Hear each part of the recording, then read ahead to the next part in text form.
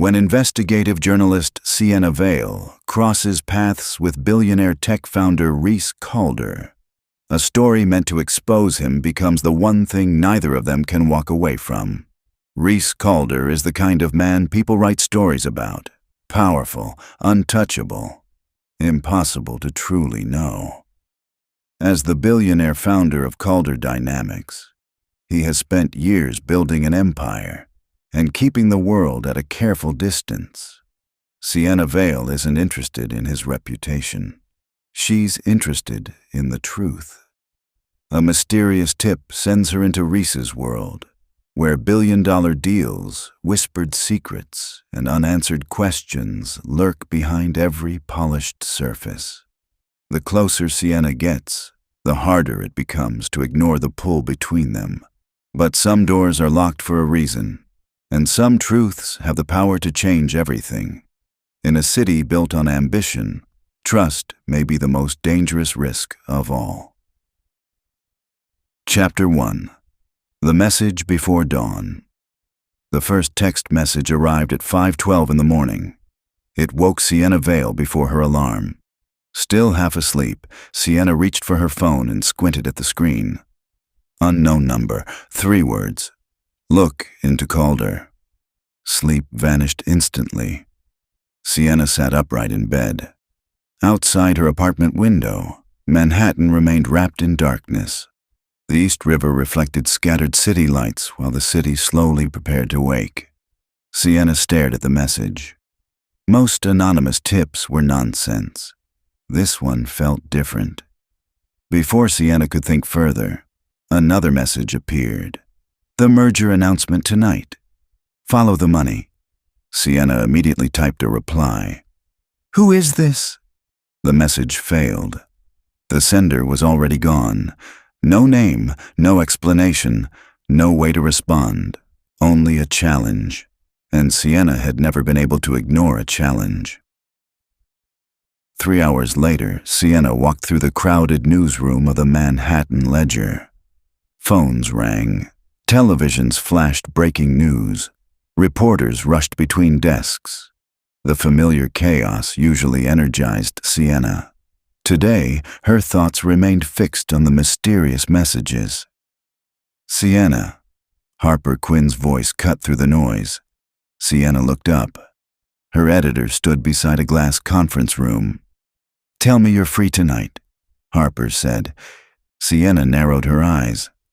That depends on why you're smiling like that, Harper. Harper laughed. Come with me. A few moments later, Harper slid an invitation across the conference table. Gold lettering shimmered against thick, cream-colored paper. Calder Dynamics Annual Innovation Gala. Guest of honor, Rhys Calder. Sienna slowly looked up. The billionaire? Harper nodded. The billionaire. Sienna leaned back. Rhys Calder wasn't simply wealthy. He was one of the most powerful men in America. Founder of Calder Dynamics. Tech visionary, investor, media favorite. A man who appeared everywhere and nowhere at the same time. What exactly am I covering? Sienna asked. Harper folded her arms. Officially? A merger announcement. Sienna raised an eyebrow. And unofficially?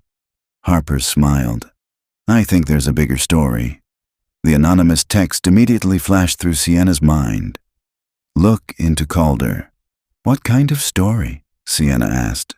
I don't know yet, Harper admitted. But my instincts are screaming. Sienna studied her best friend. Something felt off. Not wrong, just unusual. Fine, Sienna said. I'll go. Harper smiled. Good. For a brief moment, uncertainty crossed Harper's face. Then, it disappeared. Across Manhattan, Rhys Calder stood inside the executive boardroom of Calder Tower. Floor-to-ceiling windows overlooked the skyline. The entire city stretched beneath him. A dozen executives sat around a polished conference table. No one spoke. Everyone waited. Rhys reviewed the final merger documents. Years of negotiations, billions of dollars, thousands of jobs. one signature away from becoming reality. Victor Hale sat beside him. Rhys trusted Victor more than anyone else inside Calder Dynamics. Victor had helped build the company from the beginning. "Everything is ready," Victor said. Rhys closed the folder. "Then why do you sound nervous, Victor?" Victor smiled. "Because tonight changes everything." Rhys studied him. Victor looked calm, maybe too calm. "Good," Rhys said. "I like change." Victor chuckled. "Most people don't." Rhys looked toward the skyline. "Most people aren't responsible for $12 billion. The room laughed.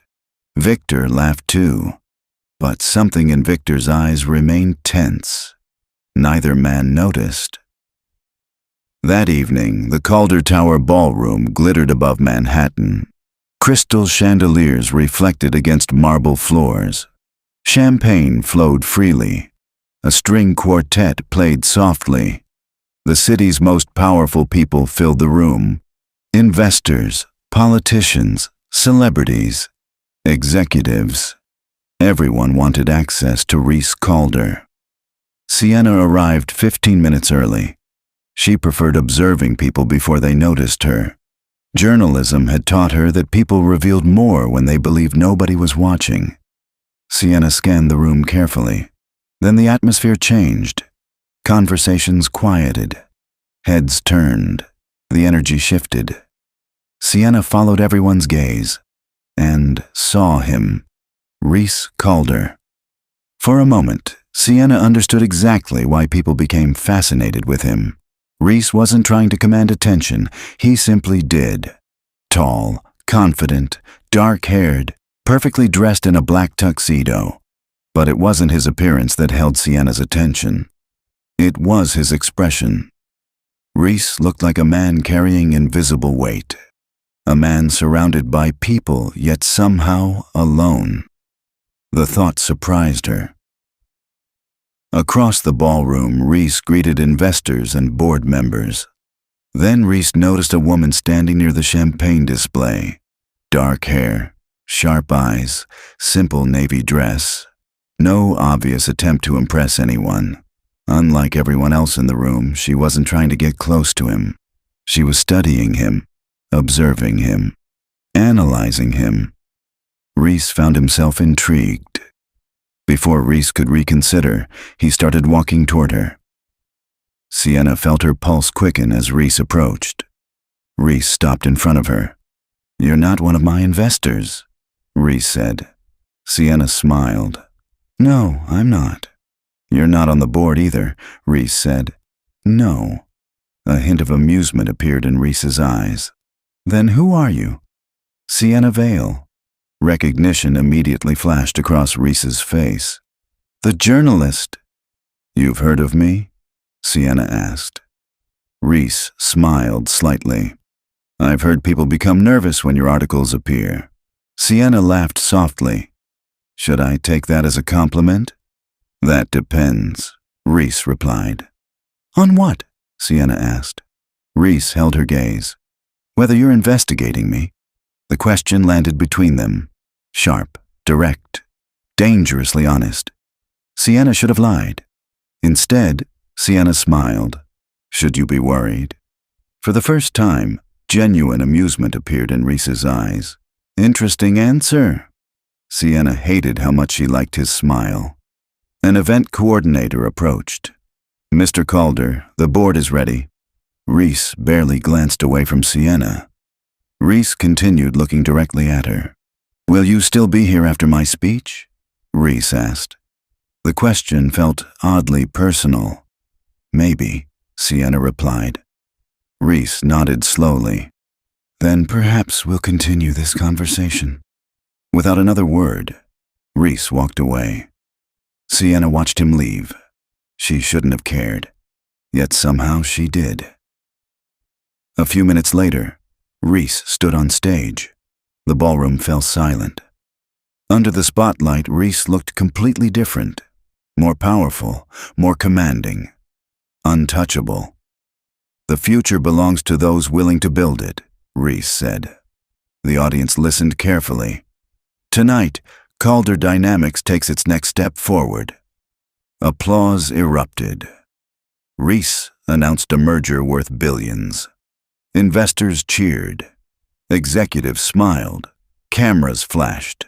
Everyone appeared thrilled. Everyone except one man standing near the back of the ballroom. Sienna noticed him immediately. The man looked terrified. Sweat covered his forehead. His face had gone pale. He wasn't celebrating.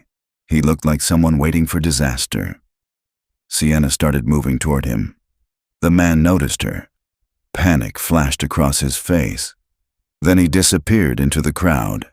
Sienna pushed between guests. She searched every corner of the ballroom. The man was gone.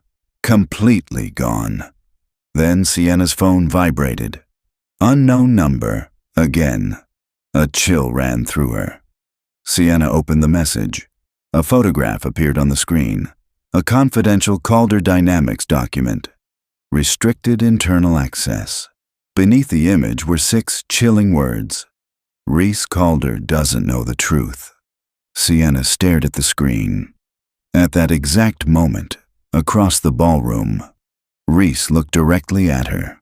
For reasons Sienna couldn't explain, she suddenly felt certain of one thing. Whatever secret was hidden inside Calder Dynamics was about to change both of their lives forever. Chapter 2. The Man Behind the Glass. Rhys Calder couldn't stop thinking about the journalist. That annoyed him. He was standing alone in his private office on the top floor of Calder Tower while Manhattan glittered below. The merger announcement had gone perfectly. Investors were celebrating. The board was celebrating. The media would be celebrating by morning. Yet Rhys wasn't thinking about any of that. He was thinking about Sienna Vale, her confidence, her sharp eyes, the way she hadn't seemed impressed by his wealth. Most people wanted something from him. Sienna had looked at him like she wanted answers. A knock interrupted his thoughts. "Come in," Rhys said. Victor Hale entered the office. Victor closed the door behind him. "The board is thrilled," Victor said. Rhys nodded. They should be. Victor walked toward the bar and poured himself a drink. Most CEOs would be celebrating right now. Rhys looked out at the skyline. "Most CEOs aren't me." Victor chuckled. "No, they're not." Rhys turned toward him. "Did something happen tonight?" Victor's expression remained calm. "What do you mean?" "I saw you during the announcement." Victor took a sip of his drink. "You imagined it." Maybe Rhys had, yet something still felt wrong. Before he could ask another question, his assistant called through the office line. "Mr. Calder, a journalist is requesting an interview."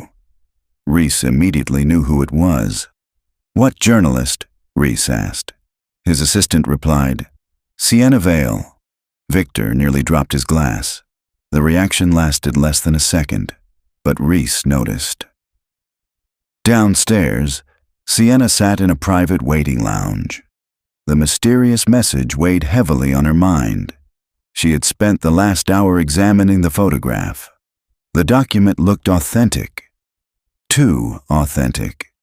If someone inside Calder Dynamics was leaking confidential information, that meant one of two things.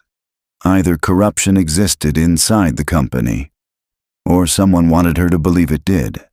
Both possibilities were dangerous. A receptionist approached. "Mr. Calder will see you now." Sienna stood. Her pulse immediately quickened, which annoyed her. She was here for answers, not because a billionaire had a nice smile. A few minutes later, Sienna entered Rhys's office. Floor-to-ceiling windows surrounded the room. The entire city stretched beyond the glass. The office felt less like a workplace and more like a kingdom. Rhys stood near the windows. His jacket was gone. His sleeves were rolled up. For the first time all evening, he looked human instead of untouchable. Rhys turned toward her. You stayed. Sienna smiled. You sound surprised. Rhys shrugged. Most people leave after the free champagne. Sienna laughed. That's disappointing. Rhys smiled. It really is. For a moment, neither spoke. The silence felt unexpectedly comfortable. Dangerously comfortable. Rhys motioned toward a seating area. Sit. Sienna sat across from him. Rhys lowered himself into the chair opposite hers. What do you want to know? Rhys asked. Sienna studied him carefully. Aren't you supposed to ask why I'm here? Rhys leaned back. I assume it's because you're doing your job. Sienna nodded. Fair. Rhys folded his hands together. Then ask. Sienna decided to start simple. Why the merger? Rhys answered immediately. Growth. That's the public answer. It's also the truth. Sienna held his gaze. People rarely spend $12 billion because they're satisfied. A faint smile touched Rhys's mouth. You enjoy pushing people, don't you? I enjoy finding the truth. Rhys looked away briefly. That answer seemed to affect him more than she expected. For several minutes, the interview continued. Business, technology, corporate strategy. Yet the conversation gradually became something else, something personal, something neither intended. Sienna asked, Did you always want to build a company? Rhys looked toward the city. No. What did you want? Rhys hesitated. The pause surprised her. Finally, Rhys answered, I wanted to build a family. The answer caught Sienna completely off guard. Rhys looked almost uncomfortable after saying it, as if the admission had slipped out accidentally. Sienna softened slightly. What happened? Rhys smiled without humor. Life. The single word carried years of pain. Sienna heard it immediately. Across the room, Victor stood outside the partially open office door, listening, watching, waiting. Victor couldn't hear every word, but he could see enough. The chemistry between Rhys and Sienna was obvious.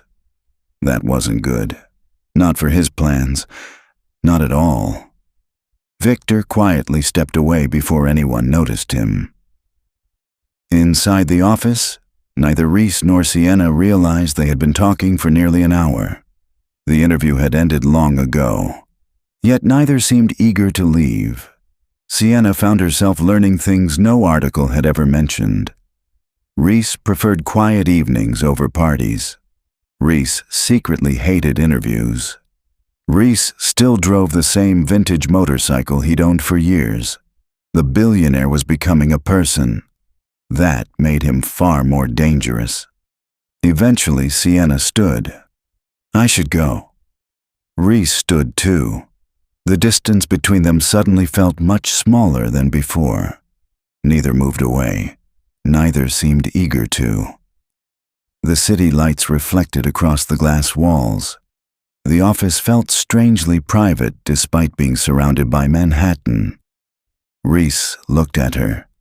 Sienna looked back. For one reckless moment, neither remembered why getting involved would be a terrible idea. Then Sienna's phone vibrated.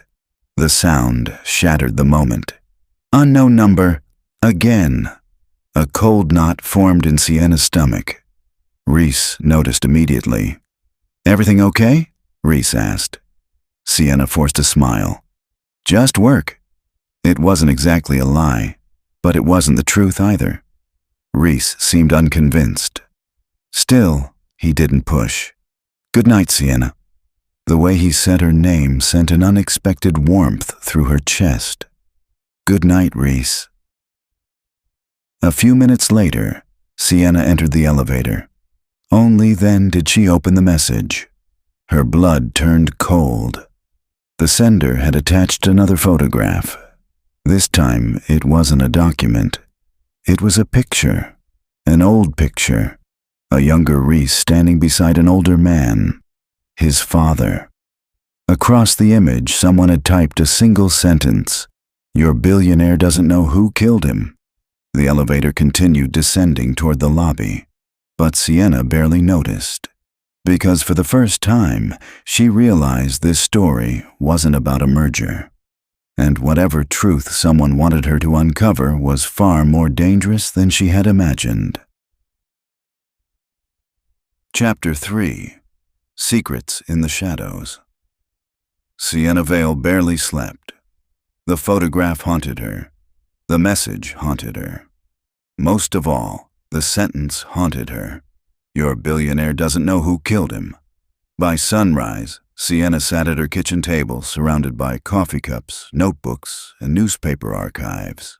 She stared at an article published 12 years earlier. Industrialist Rhys Calder dies in yacht explosion. Official cause, accident. Case status, closed. Sienna frowned. Something felt wrong. Anonymous sources didn't risk exposing themselves over old accidents. Not unless the accident wasn't an accident. Not unless someone had gotten away with murder. Across Manhattan, Rhys Calder arrived at Calder Dynamics before 7. The building was nearly empty, just the way he liked it. Rhys stepped into his office and found his sister waiting inside. Lila Calder sat comfortably on his couch with a cup of coffee. "You're early," Rhys said. Lila smiled.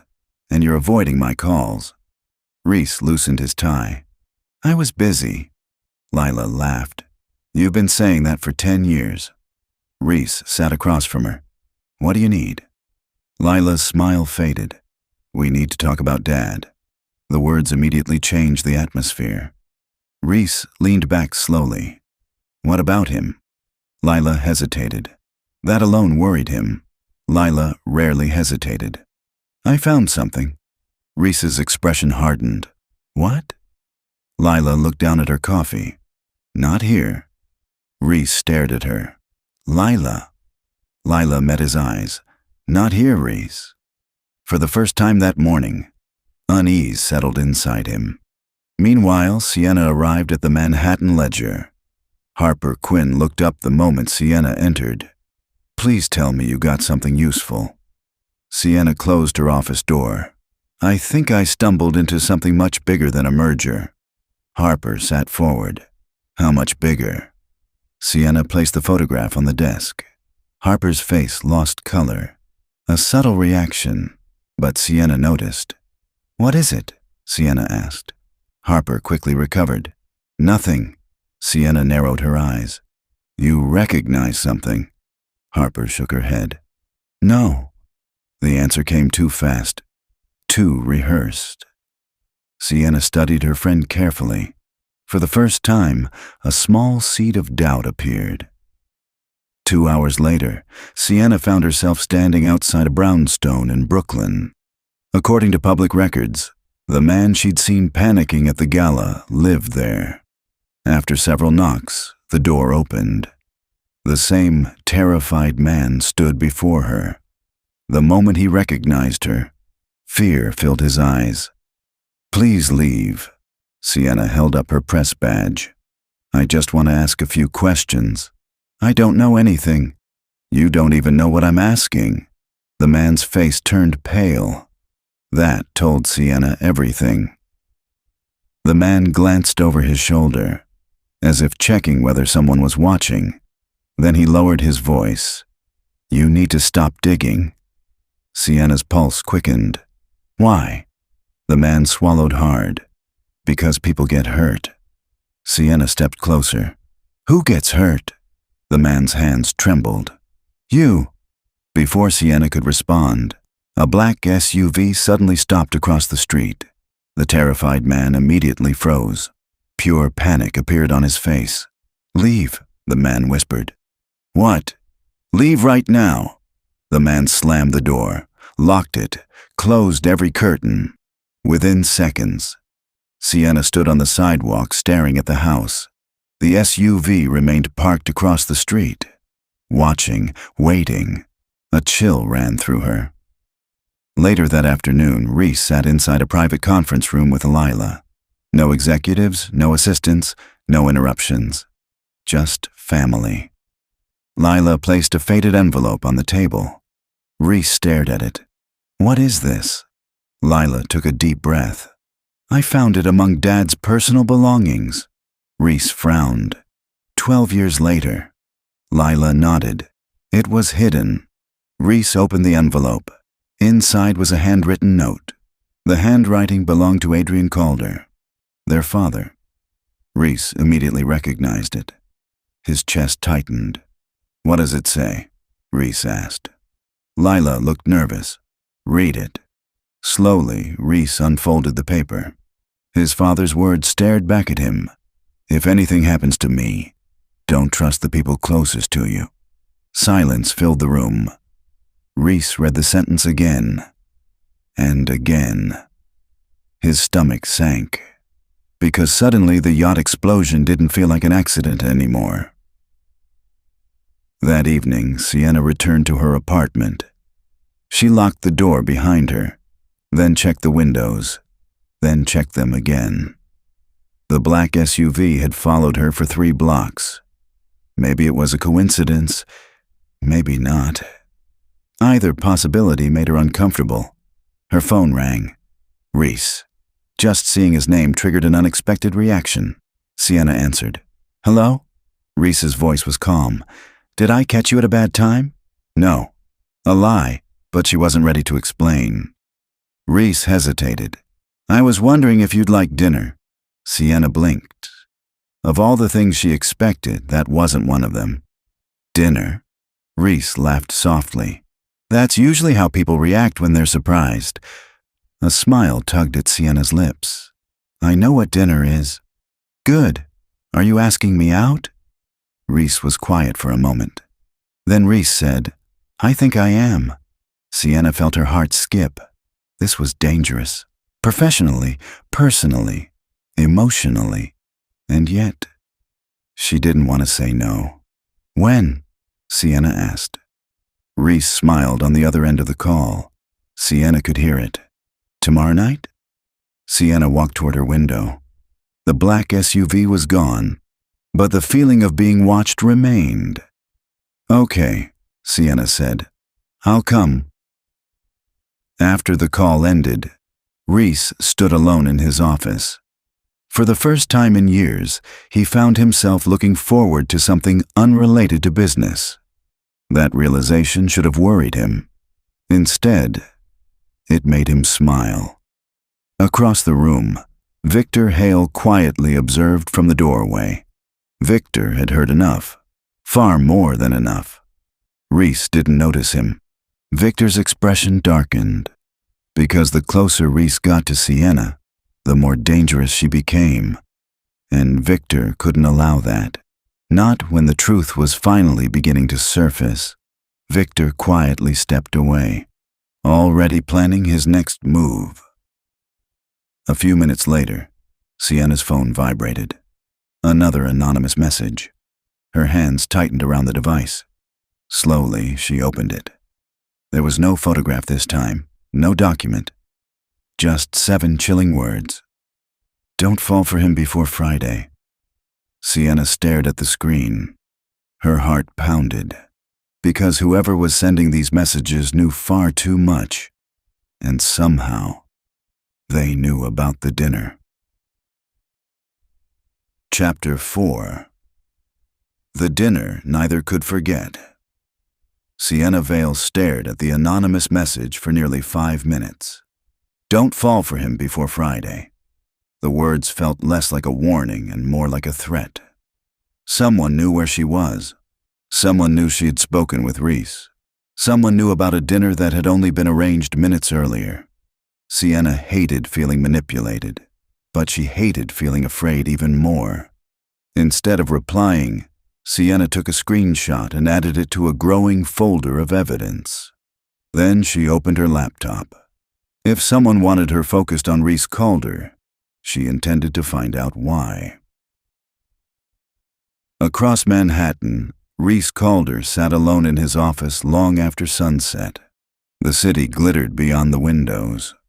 Normally, he would still be reviewing reports, still answering emails, still working.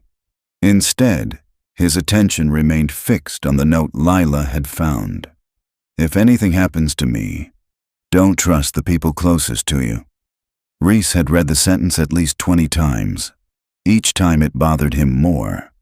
His father had trusted very few people. If Adrian Calder had written those words, he had a reason. A serious reason. A knock sounded. "Come in," Rhys said. Lila entered. Lila immediately noticed the note on his desk. "You've been staring at it all evening." Rhys leaned back. "I'm trying to figure out who he meant." Lila crossed her arms. "What if Dad wasn't talking about one person?" Rhys looked at her. "What do you mean?" "What if he was warning us about several people?" The possibility settled heavily between them, because the truth was obvious.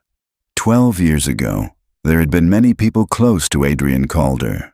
Business partners, friends, executives, trusted advisors, one of whom still worked for Rhys today. The next evening arrived faster than either Rhys or Sienna expected. At precisely 7 o'clock, a black luxury sedan stopped outside Sienna's apartment building. Sienna checked her reflection one final time. Simple black dress, minimal jewelry. Professional, not romantic. At least that was the goal. Her pulse disagreed.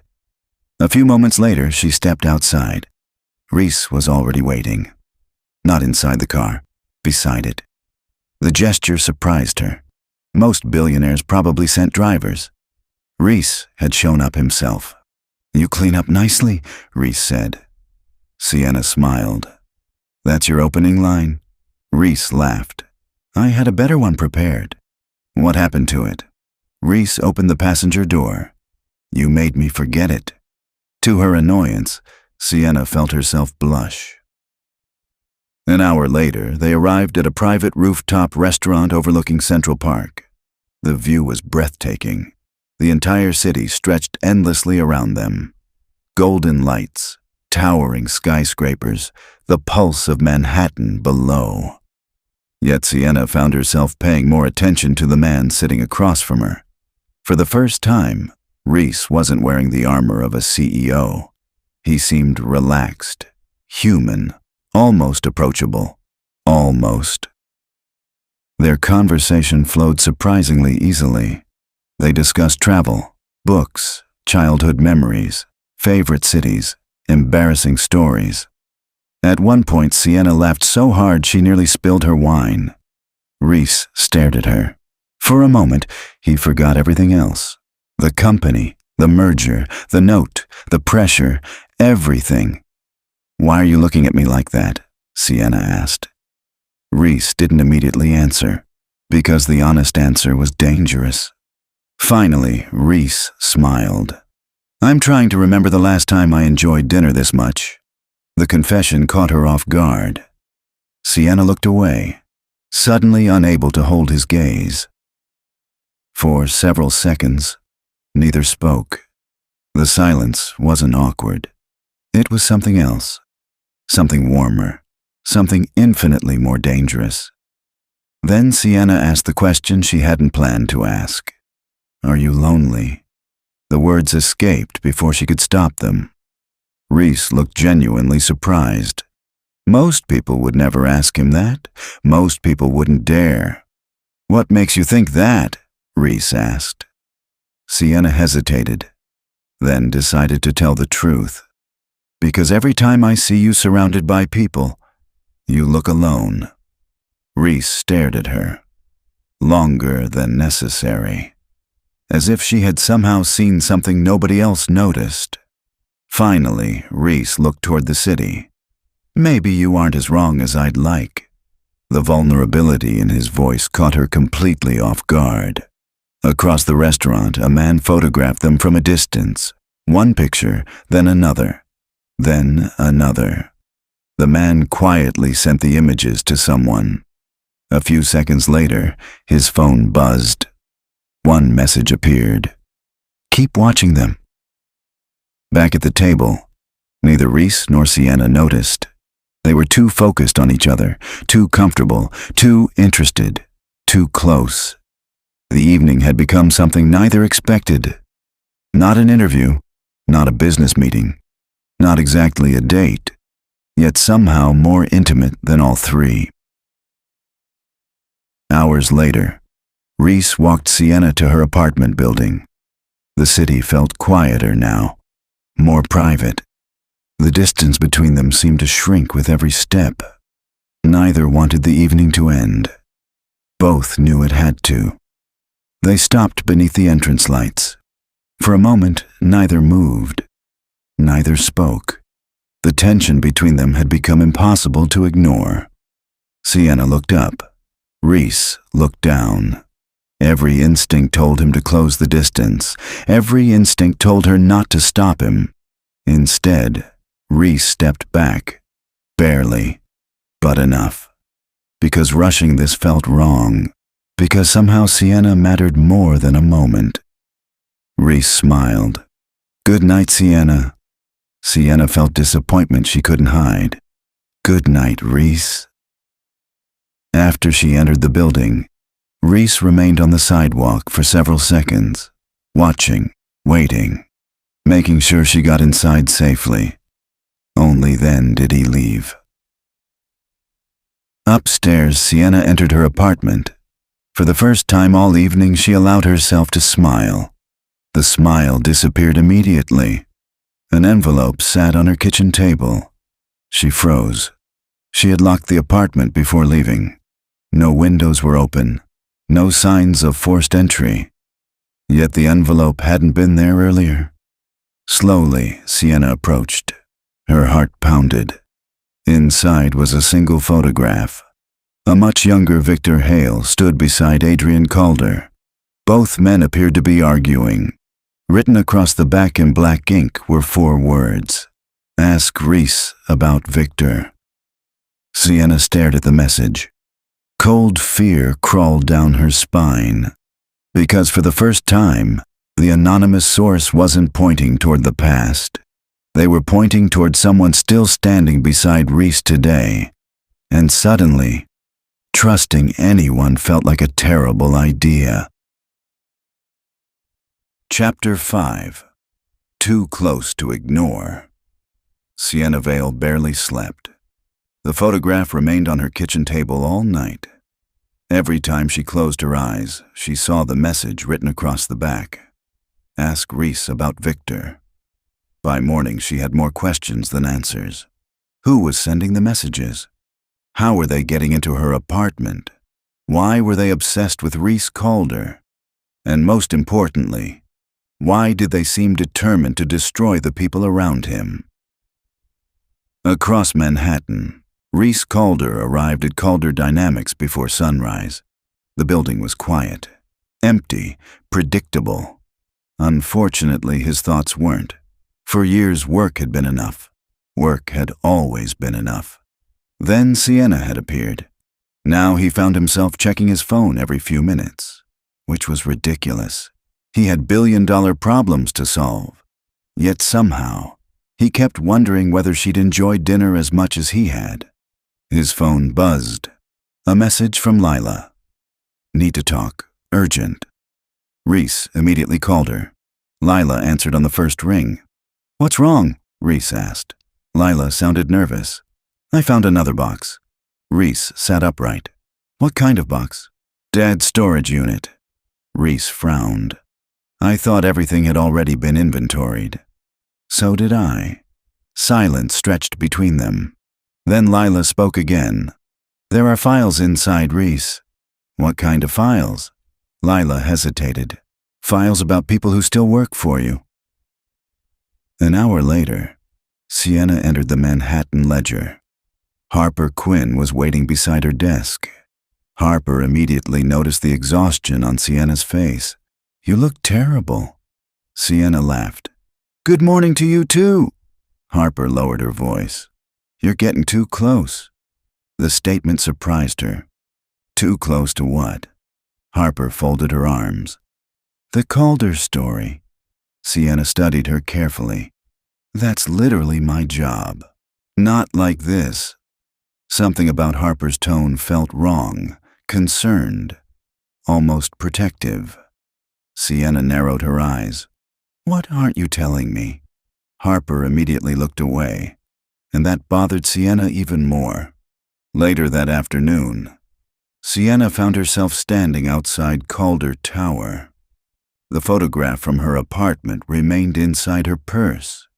She hadn't planned on showing it to Rhys. At least not yet. But she needed answers. The elevator carried her to the executive floor. Moments later, she entered Rhys's office. Rhys looked up from his desk. The moment he saw her, his expression softened. The reaction was subtle, yet impossible to miss. "You didn't call first," Rhys said. Sienna smiled. "Should I leave?" "No." The answer came too quickly. Rhys immediately looked amused with himself.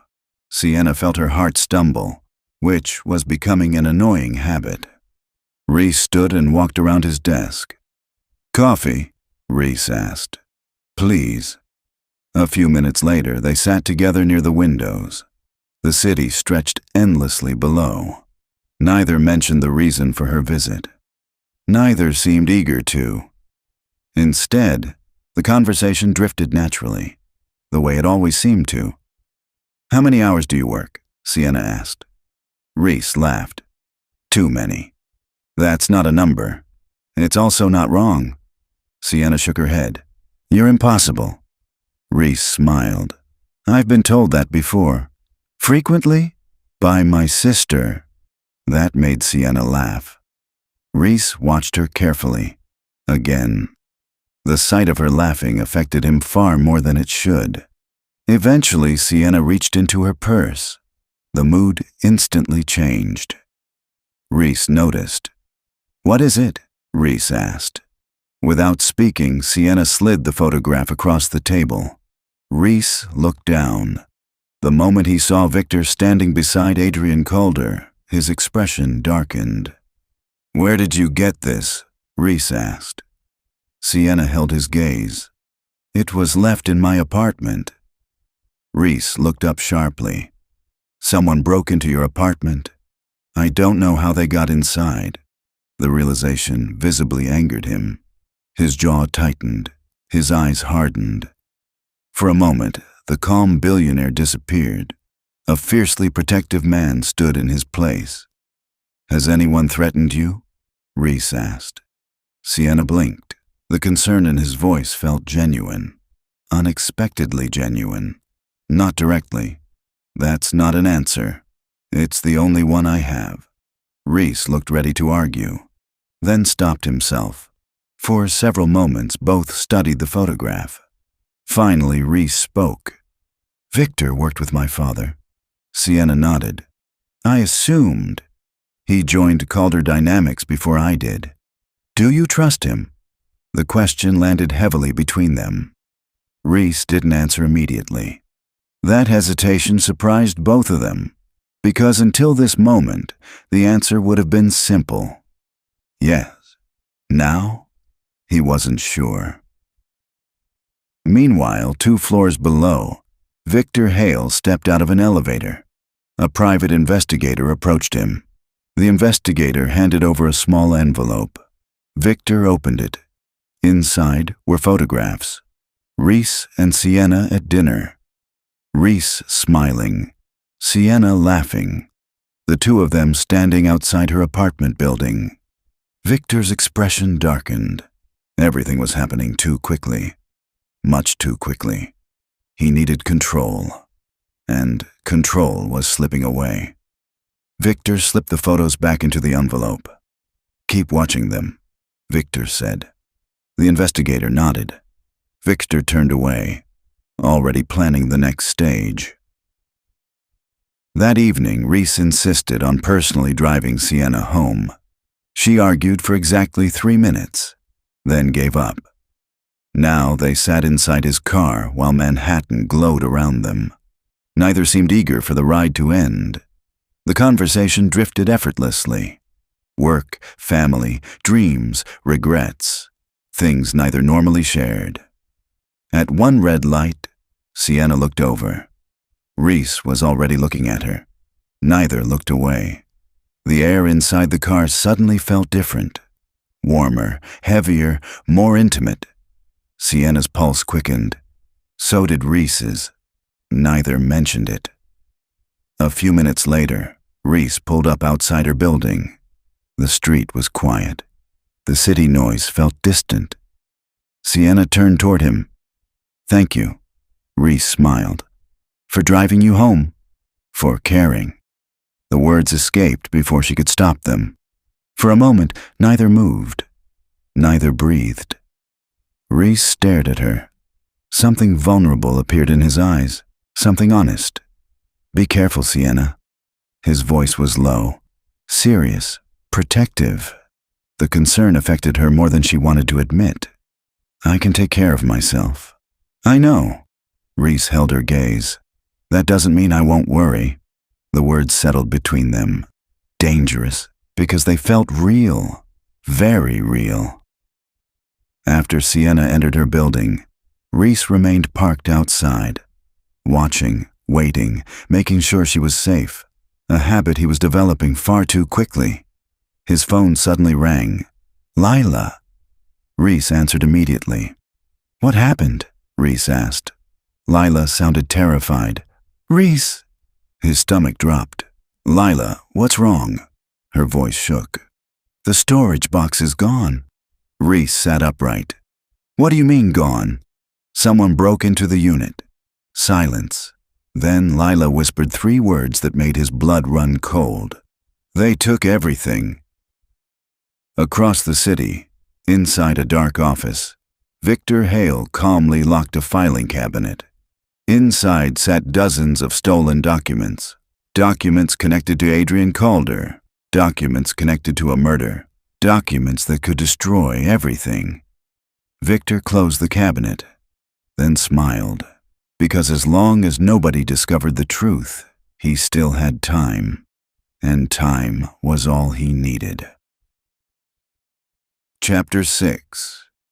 The Island Weekend. The call from Lila Calder changed everything. Rhys Calder spent most of the night trying to track the stolen storage files. The police had no leads. The security footage had been erased. The lock had been professionally bypassed. Whoever took the documents knew exactly what they were looking for, and exactly how to avoid being caught.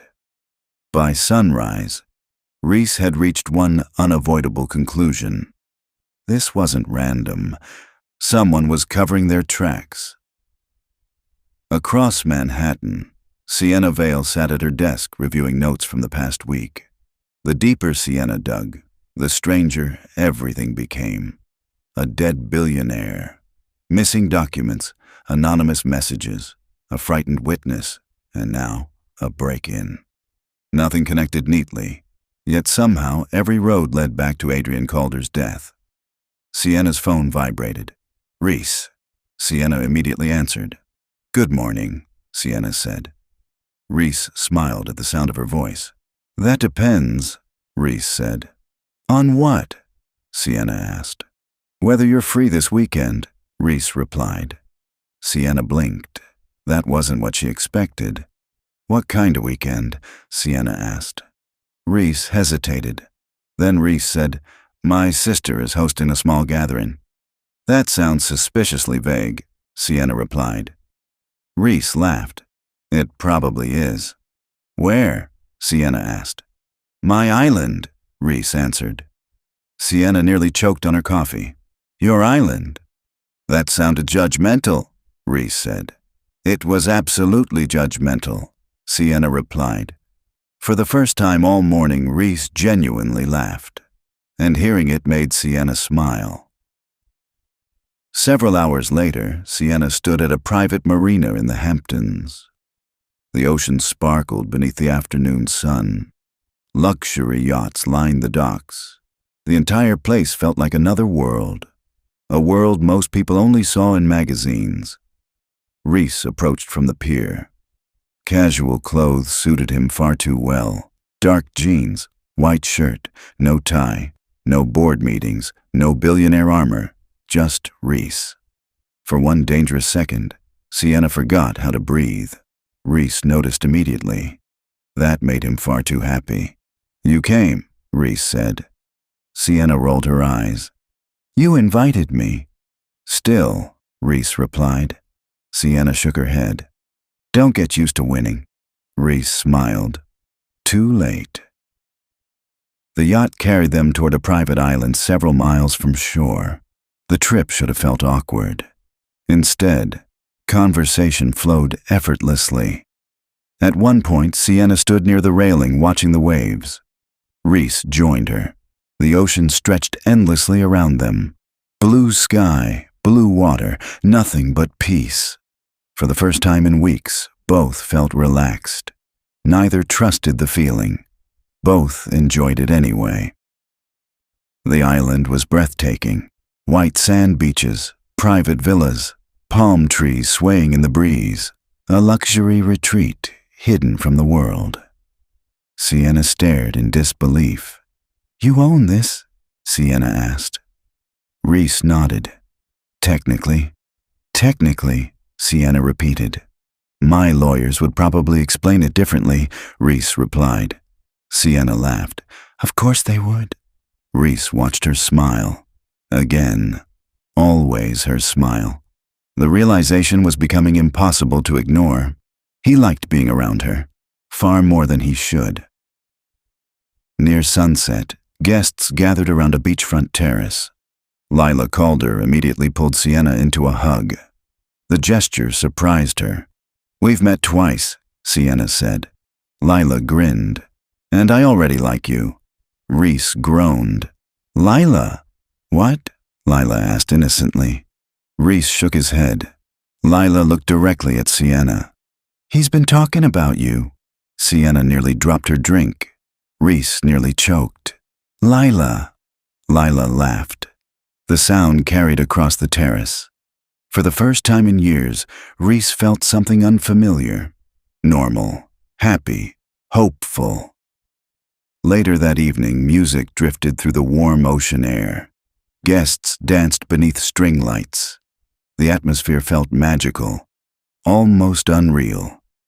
Sienna stepped away from the crowd for a moment. She needed air, needed distance, needed to remember why getting involved with Rhys was a bad idea. Unfortunately, Rhys followed her. They found themselves alone on the beach. Moonlight reflected across the water. The waves rolled gently onto the shore. Neither spoke for several moments. The silence felt intimate, comfortable, dangerous. Finally, Sienna broke it. "Why did you invite me?" Sienna asked. Rhys looked toward the ocean, then back at her. "The honest answer?" Rhys asked. Sienna nodded. "The honest answer." Rhys took a breath. "Because I wanted you here." The words landed directly in her chest. No games, no charm, no rehearsed billionaire confidence, just honesty. And somehow that was far more powerful. Sienna looked away first, because holding his gaze felt dangerous. "That's a terrible reason," Sienna said. Rhys smiled. "I know." "And yet you said it anyway," Sienna replied. "I did." Sienna laughed softly. Rhys stepped closer. Not enough to touch, just enough to change everything. The space between them suddenly felt very small, too small. Neither moved away. For one suspended moment, the world disappeared. The beach, the music, the island, everything faded. Only Rhys remained. Only Sienna remained. Both knew exactly what was happening. Both knew neither should want it this much. Yet neither could stop it. Rhys slowly reached up and brushed a loose strand of hair behind Sienna's ear. The simple gesture sent a shock through her entire body. Sienna's breath caught. Rhys noticed. His own pulse immediately accelerated. The tension became almost unbearable. Then a voice shattered the moment. "Rhys!"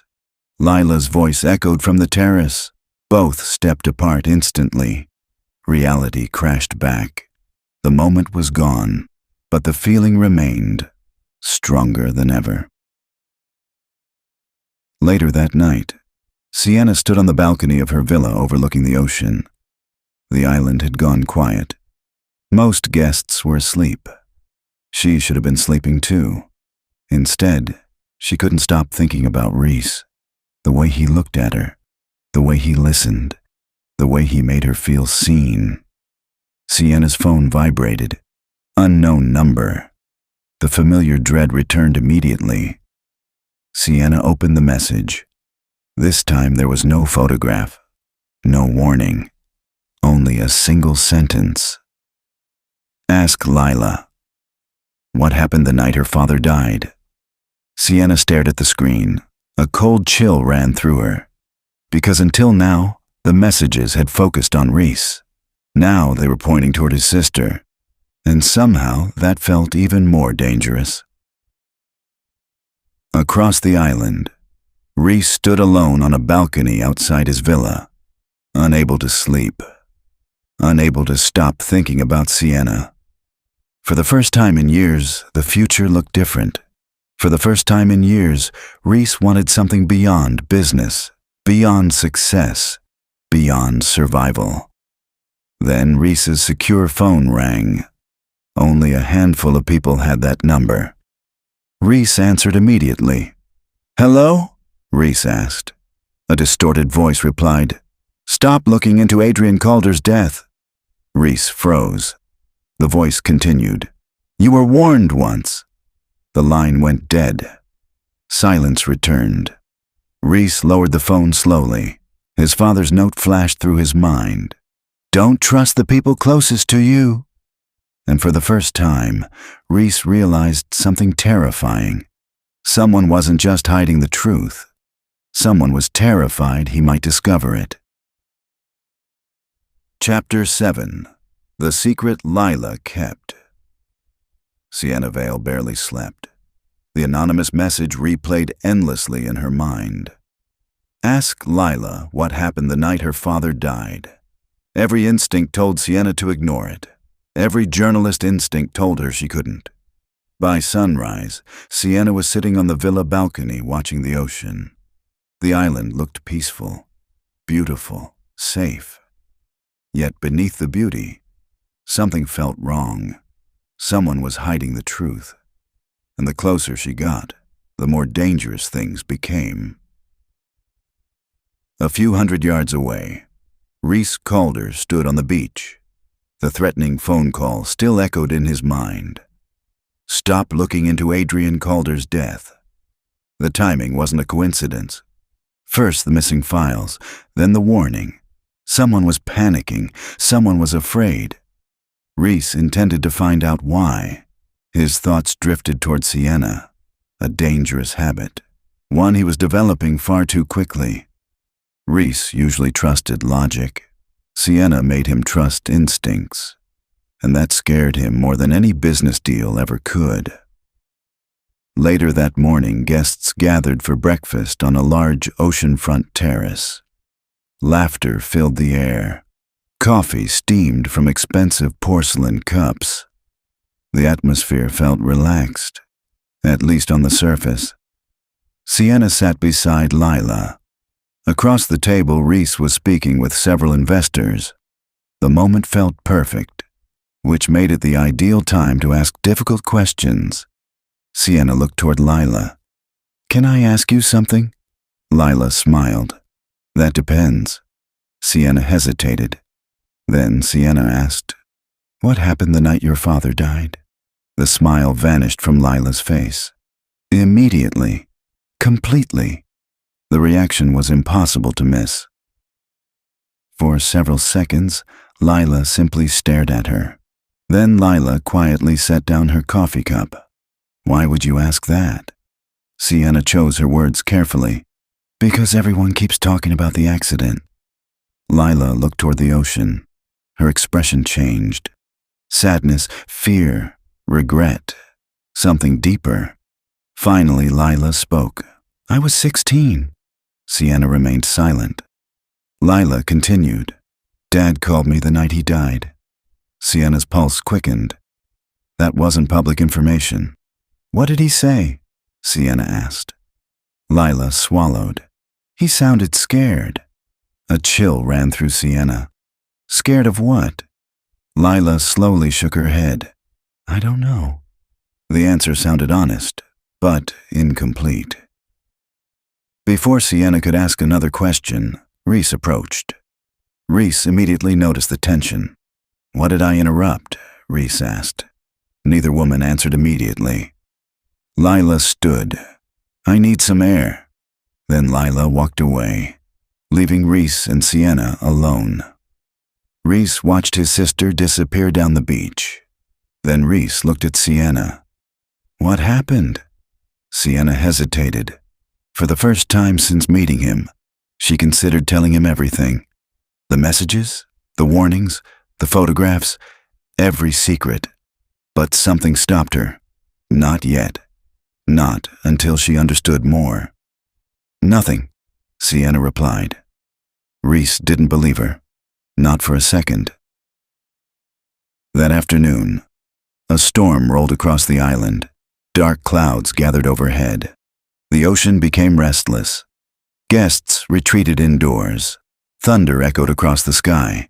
Sienna found herself trapped inside the main villa with Rhys. Not that either seemed upset about it. Rain hammered against the windows. Firelight flickered inside the enormous living room. The atmosphere felt strangely intimate, private, almost romantic. Rhys sat across from Sienna. Both held cups of coffee.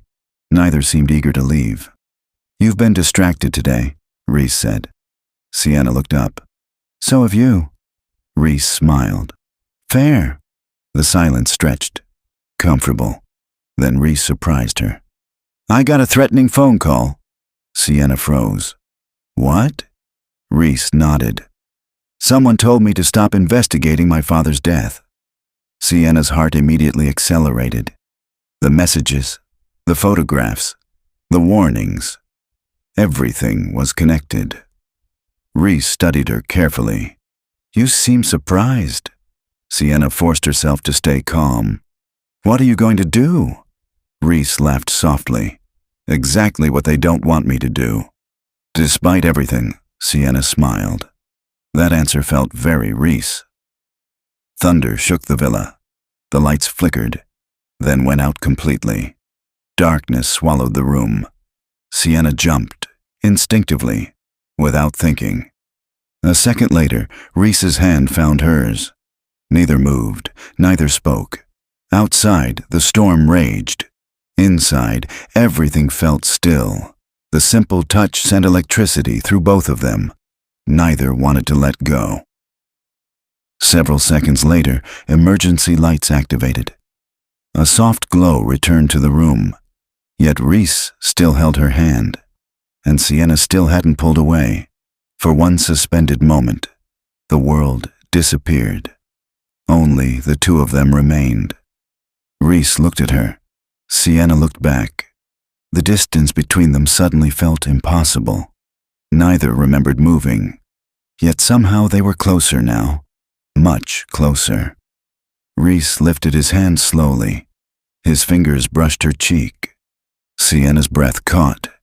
The air between them became charged, heavy, unavoidable. Both knew exactly what was about to happen. Then a loud crash echoed upstairs. The moment shattered instantly. Both stepped back. Reality returned. The storm returned. The unanswered questions returned. Everything returned. Rhys immediately stood. What was that? Sienna rose with him. Together they headed upstairs. The second-floor hallway was empty. Silent until they reached Rhys's office. The door stood open. Neither remembered leaving it that way. A cold feeling settled inside Rhys's chest. Rhys entered first. Sienna followed. The room looked normal. At first. Then Rhys noticed his desk. Every drawer had been pulled open. Every file scattered across the floor. Someone had searched the room. Recently. Very recently. Sienna looked around. Then her eyes landed on the wall. A message had been written across a framed photograph. Fresh black marker. Large letters. Impossible to miss. Rhys stared at the words. So did Sienna. Neither spoke, neither moved. The message contained only 5 words. You're trusting the wrong person. Chapter 8. The Kiss That Changed Everything. The message remained on the wall. You're trusting the wrong person. Rain slammed against the windows. Thunder echoed across the island. Neither Rhys Calder nor Sienna Vale spoke for several seconds. The words seemed to fill the entire room. Rhys slowly stepped closer to the photograph. His jaw tightened. Someone had entered a private office. Inside a private villa. On a private island. That wasn't a warning. That was a challenge. Sienna scanned the room. Every drawer had been opened. Every document had been disturbed. Whoever had done this hadn't been looking for money. They'd been looking for information. Or trying to send a message. Sienna looked at Rhys. What do you think it means? Rhys didn't answer immediately. Because he already knew. The problem was that he didn't want to say it out loud. Finally, Rhys spoke. I think someone wants me to doubt people around me. Sienna crossed her arms. Is it working? Rhys looked directly at her. More than I'd like. Security searched the villa for over an hour. Nothing was missing. No fingerprints, no witnesses, no answers. The storm eventually faded. But the unease remained. Guests were quietly moved back to their rooms. The atmosphere of the island had completely changed. Everyone felt it. No one could explain it. Later that evening, Sienna stood alone beneath a covered terrace overlooking the ocean. The storm clouds were breaking apart. Moonlight reflected across the water. The island had grown quiet. Too quiet. Footsteps approached. Sienna already knew who it was. Rhys stopped beside her. For several moments, neither spoke. The silence felt familiar now. Comfortable, dangerous. Rhys rested his hands on the railing. I owe you an apology. Sienna looked at him. For what? For bringing you into this. Sienna laughed softly. You didn't drag me here. No. Rhys looked toward the ocean. But somehow, every time you're around me, things get worse. Sienna smiled. That's a surprisingly convincing argument. Rhys finally smiled too. A small smile, but real. The kind she rarely saw. The ocean breeze lifted a strand of Sienna's hair. Rhys noticed, again, always. His attention kept returning to the smallest details about her. The realization should have worried him. Instead, it felt inevitable. You should probably stay away from me, Rhys said. Sienna raised an eyebrow. Is that what you want? Rhys immediately answered. No. The honesty stunned both of them. Neither looked away. Not this time. The air between them shifted. Something deeper than attraction. Something stronger than curiosity. Weeks ago they had been strangers. Now neither could imagine walking away. Sienna stepped closer. Not intentionally. At least that's what she told herself. Rhys noticed. His pulse immediately accelerated. For a moment, the world seemed to disappear. No mystery, no threats, no missing files, no dead fathers, only them. Only this. Only now. Rhys slowly reached for her hand. Sienna let him. The simple touch felt more intimate than it should. More dangerous, more meaningful. Rhys looked into her eyes. Sienna. The way he said her name almost broke her resolve. Not because of how it sounded, because of what she heard beneath it. Need, trust, hope. Things Rhys rarely offered anyone. Sienna swallowed. Rhys. That was all she managed. Because every other thought had disappeared. Every warning. Every reason this was a bad idea. Gone. Rhys lifted his hand and gently touched her cheek. This time neither stepped away. Neither hesitated. Neither ran. The distance between them vanished, slowly, naturally, inevitably, and then Rhys kissed her. The kiss wasn't rushed, it wasn't reckless, it wasn't desperate. It was worse, it was meaningful. Weeks of tension, weeks of stolen glances, weeks of conversations, weeks of wanting, all of it collided at once. Sienna felt her heart completely surrender. Rhys felt years of emotional walls crack apart. Neither wanted the moment to end. When they finally pulled apart, both struggled to breathe. Neither spoke. Neither trusted themselves to. The ocean crashed against the shore below. The world continued moving. Yet everything had changed. A soft voice interrupted them. Well, both froze. Lila Calder stood near the terrace entrance. A knowing smile appeared on her face. Oh my God! Sienna immediately looked away. Rhys closed his eyes. Lila. What? Lila asked innocently. Rhys groaned. Lila laughed. Then her smile slowly faded, because she hadn't actually come looking for them. She'd come with news. Bad news. Very bad news. Lila stepped forward. Someone tried accessing Dad's old financial records. Rhys immediately became serious. When? Tonight. The warmth of the moment vanished instantly. Rhys frowned. Who? Lila shook her head. We don't know. Sienna's stomach tightened. Another coincidence, another secret, another warning. The pattern was becoming impossible to ignore. The next morning, guests began leaving the island. The atmosphere had changed too much. People felt uncomfortable, watched, uneasy.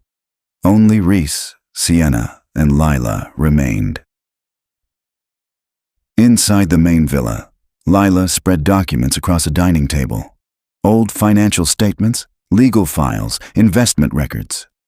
For the first time, all three were openly investigating Adrian Calder's death together. The deeper they dug, the stranger everything became. Then Sienna noticed something. A payment. Small, easy to overlook. Made repeatedly over several years. Always to the same company. A company none of them recognized. Sienna pointed at the paperwork. What's this? Rhys leaned closer. Lila looked too. Neither recognized the name. Yet the payments continued right up until Adrian Calder's death. Rhys frowned. That's strange. Lila nodded. Very strange. Sienna's instincts immediately activated, because hidden payments usually meant hidden secrets. Several hours later, after returning to Manhattan, Sienna went straight to the ledger. She needed answers. Fast. The office was mostly empty. Only Harper Quinn remained. Harper looked up from her desk. How was the island? Sienna hesitated. Then Sienna smiled. Complicated. Harper studied her carefully. Then Harper's expression changed, almost instantly. The change lasted less than a second.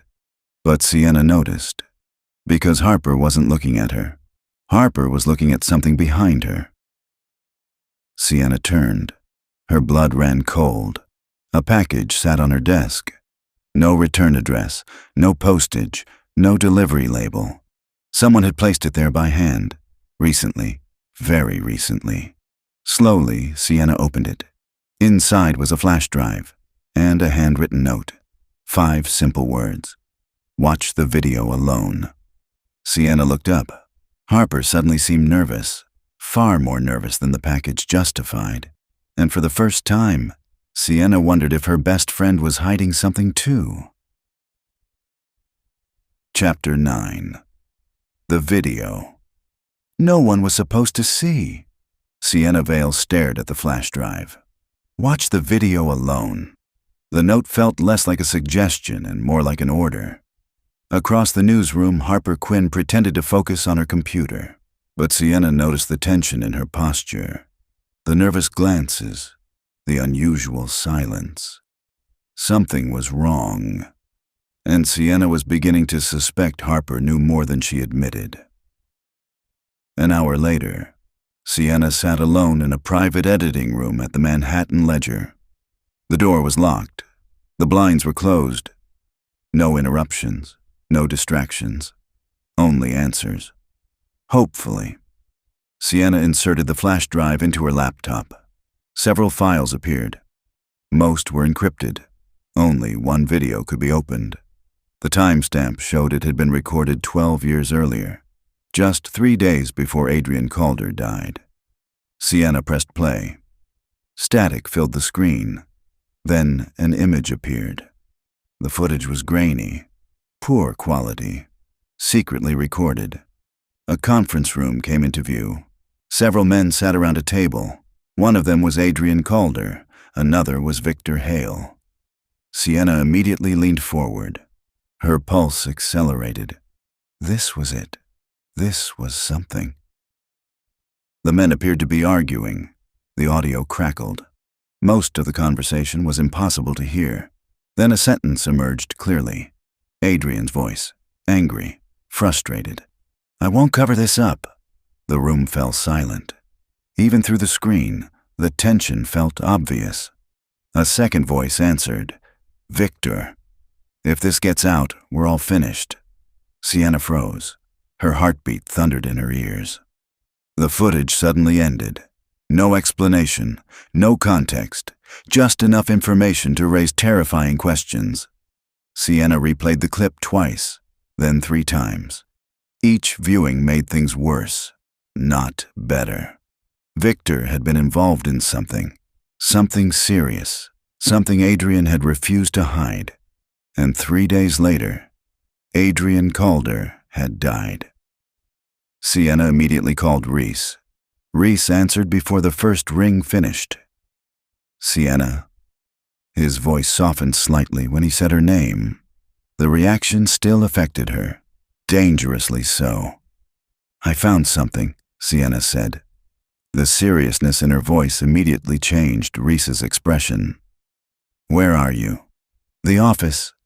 "I'm coming." Less than 40 minutes later, Rhys entered the editing room. The moment he arrived, the space felt smaller, more intense, more personal. Sienna hated how much she liked seeing him, especially now, especially when things were becoming complicated. Without wasting time, Sienna played the video. Rhys watched silently. His expression grew darker with every second. By the time it ended, his jaw was clenched. His eyes were cold, not angry, worse, focused. "Victor never mentioned this meeting," Rhys said. Sienna nodded. "I figured." Rhys stared at the frozen image on the screen. "Neither did my father." The silence that followed felt heavy, because both were thinking the same thing. Victor Hale was no longer just a person of interest. Victor Hale was becoming a suspect. Rhys looked toward Sienna. What else did the flash drive contain? Sienna frowned. "Most files are encrypted." Rhys immediately reached for his phone. "I know someone who can help." That evening, Rhys and Sienna met with a cybersecurity specialist inside a secure office owned by Calder Dynamics. The specialist worked for Rhys personally, someone he trusted. At least he hoped so. Trust was becoming increasingly complicated. Several hours passed. The encrypted files slowly opened one by one. Financial records, private communications, archived reports, thousands of pages. Most appeared harmless. Then the specialist found something, a hidden folder, protected beneath multiple security layers. The specialist looked up. "You need to see this." Rhys and Sienna moved closer. The folder contained only 3 documents. 3, nothing more. The first document was a financial report. The second appeared to be a legal agreement. The third was labeled simply, "Confidential." Rhys opened it. Silence immediately filled the room, because staring back at them was a list of names. People connected to Adrian Calder, executives, investors, business partners, people close to him. very close. One name sat near the top. Victor Hale. Another name made Rhys freeze. Completely. Sienna noticed immediately. What is it? Rhys didn't answer. Not right away. Because he couldn't. The second name belonged to someone he trusted completely. Someone he loved. Someone he would never suspect. Rhys? Sienna asked quietly. Rhys finally looked up. His expression had changed. Shock, disbelief, pain, all at once. It's Lila. The room fell silent. Sienna stared at him. No. Rhys looked back at the document, as if hoping it would change, as if hoping he had misread it. But the name remained. Lila Calder. Sienna immediately shook her head. That doesn't make sense. Rhys agreed. It didn't. Lila had been 16 when Adrian died. A child. There had to be another explanation. There had to be. Yet the evidence existed, and evidence had a way of destroying certainty. Later that night, Rhys drove through Manhattan alone. He needed space, needed distance, needed to think. Rain streaked across the windshield. The city lights blurred around him. Every memory involving Lila replayed endlessly. His sister, his family, the one person who had always remained by his side. No, something was wrong. Someone wanted him to doubt her, just like the message on the island. You're trusting the wrong person. Meanwhile, Sienna returned to her apartment. Exhaustion weighed heavily on her. The deeper she dug, the worse things became. Every answer created 10 new questions. Her phone vibrated. Unknown number, again. Sienna's stomach tightened. Slowly, she opened the message. Only one sentence appeared. This is why Harper pushed you toward Rhys. Sienna froze. Her blood ran cold. Because attached to the message was a photograph. A recent photograph. Harper Quinn sitting across from Victor Hale. Together, talking, smiling, meeting in secret. Sienna stared at the image. Unable to breathe. Unable to think. Unable to process what she was seeing. Because if the photograph was real, then her best friend had been lying to her from the beginning. Chapter 10. The Friend Who Lied. Sienna Vale stared at the photograph long after midnight. Harper Quinn and Victor Hale sat across from each other at a private restaurant. The image was clear, undeniable, recent. There was no obvious explanation, no innocent interpretation, only questions. Far too many questions. Sienna replayed every conversation she'd had with Harper during the past month. Every assignment, every suggestion, every push toward Rhys Calder. At first, it had seemed like an ambitious editor chasing a big story. Now it felt different. Now it felt personal, calculated, planned. And that terrified her. Across Manhattan, Rhys Calder sat alone in his penthouse. The city glittered beyond the floor-to-ceiling windows. Normally, the view calmed him. Tonight, it did nothing. The document listing Lila's name sat on the coffee table. Rhys had read it at least 20 times. The result never changed. Neither did the sick feeling in his stomach. Someone was lying. The question was who? Rhys's phone rang. Lila. For several seconds he stared at the screen. Then Rhys answered. Hey. Lila immediately noticed something. What's wrong? Rhys walked toward the windows. Nothing. Lila laughed softly. Rhys, I've known you my entire life. The statement hurt more than she realized, because right now, Rhys wasn't sure how much of anyone he truly knew. Can we meet tomorrow? Rhys asked. Lila sounded surprised. Of course. Rhys hesitated. Then Rhys said, There are things we need to discuss. The silence on the other end lasted just a little too long. Long enough for doubt to grow. Long enough for fear to settle deeper. The next morning, Sienna arrived at the Manhattan Ledger earlier than usual. She wanted answers. No distractions, no delays.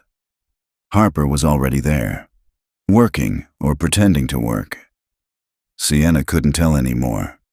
Harper smiled when she noticed her. "You're early." Sienna closed the office door behind her.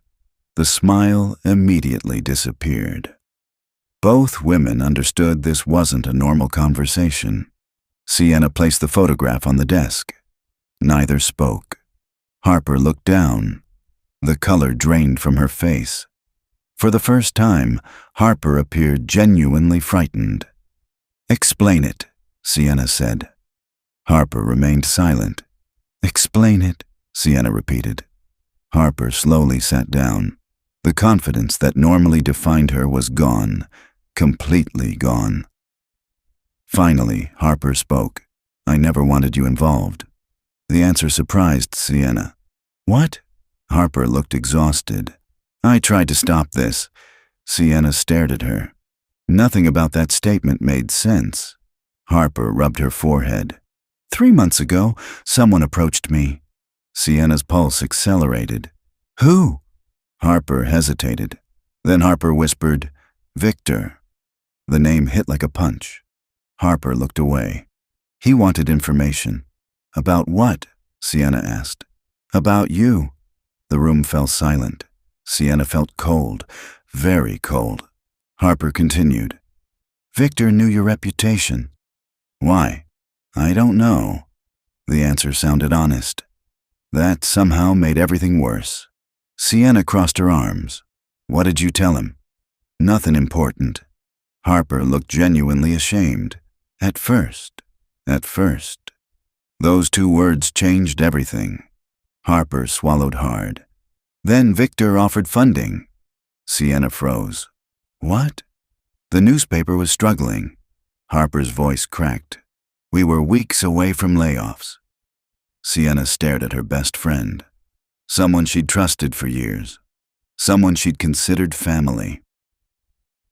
"I thought I could control it," Harper admitted. "I thought I could take the money and still protect everyone."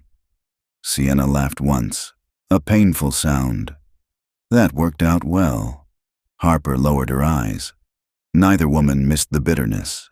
Meanwhile, across the city, Rhys arrived at a private cafe overlooking Central Park.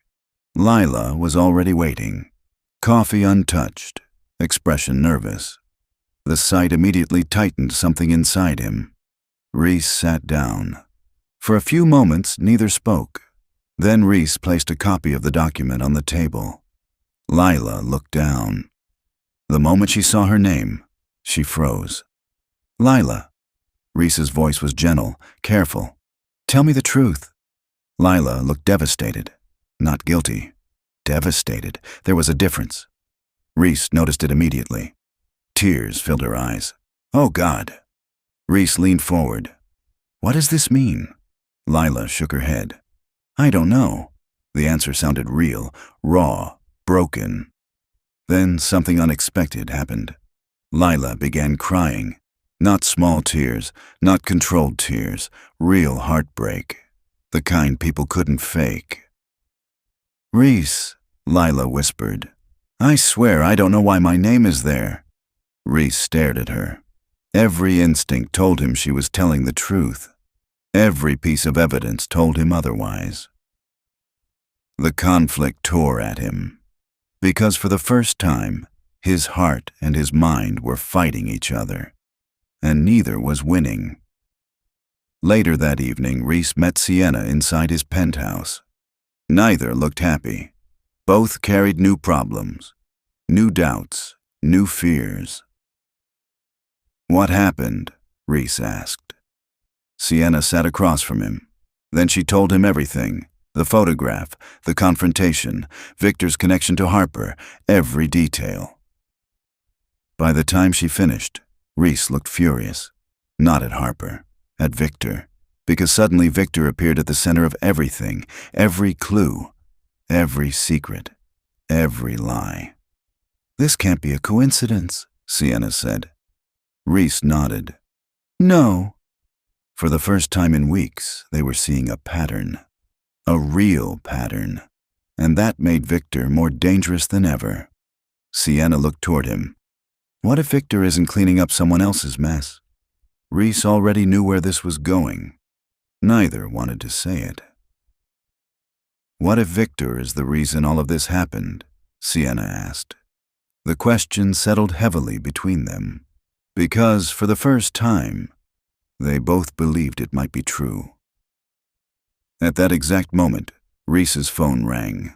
Unknown number. Both noticed. Both immediately became tense. Rhys answered. "Who is this?" a distorted voice replied. "Stop looking at Victor." Rhys froze. The voice continued. "You're running out of time." Then the line disconnected. A message arrived seconds later. Attached was a photograph. Recent. Very recent. Someone had been watching them. Again. Rhys opened the image. His blood ran cold. Sienna leaned closer. Then she froze too. Because the photograph showed Lila entering a warehouse near the Brooklyn docks just 2 hours earlier. And standing beside her was Victor Hale. Chapter 11. The Warehouse by the Water. The photograph changed everything. For several seconds, neither Rhys Calder nor Sienna Vale spoke. They simply stared at the screen. Lila Calder, Victor Hale, together at a warehouse near the Brooklyn docks, only hours earlier. "This could be manipulated," Sienna said. The words sounded weak, even to her. Rhys nodded slowly. It could. Neither believed it. Not completely. The image looked authentic. Too authentic. Rhys immediately stood. "I'm going there." Sienna rose from her seat. "So am I." "No." The answer came too quickly, too firmly. Sienna crossed her arms.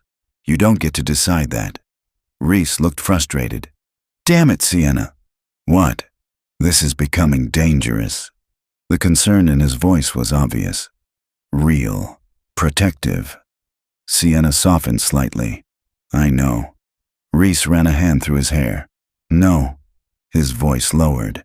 "You don't." The fear behind the words caught her off guard. Because Rhys wasn't worried about himself. He was worried about her. For a moment, neither moved. The emotional tension between them had become impossible to ignore. Rhys stepped closer. Sienna's heartbeat accelerated. Again. Always him. Always them. Rhys reached for her hand. "I'm serious." Sienna looked into his eyes. "I know." Rhys squeezed her hand gently. "Then please stay here." Sienna immediately shook her head. "Not happening." Despite everything, Rhys almost smiled. She was impossible, and he loved that about her, even if he wasn't ready to admit it. An hour later, they arrived at the Brooklyn docks together, because neither had convinced the other. The warehouse stood near the water, dark, silent, abandoned, at least on the surface. The area felt deserted. Only distant waves broke the silence.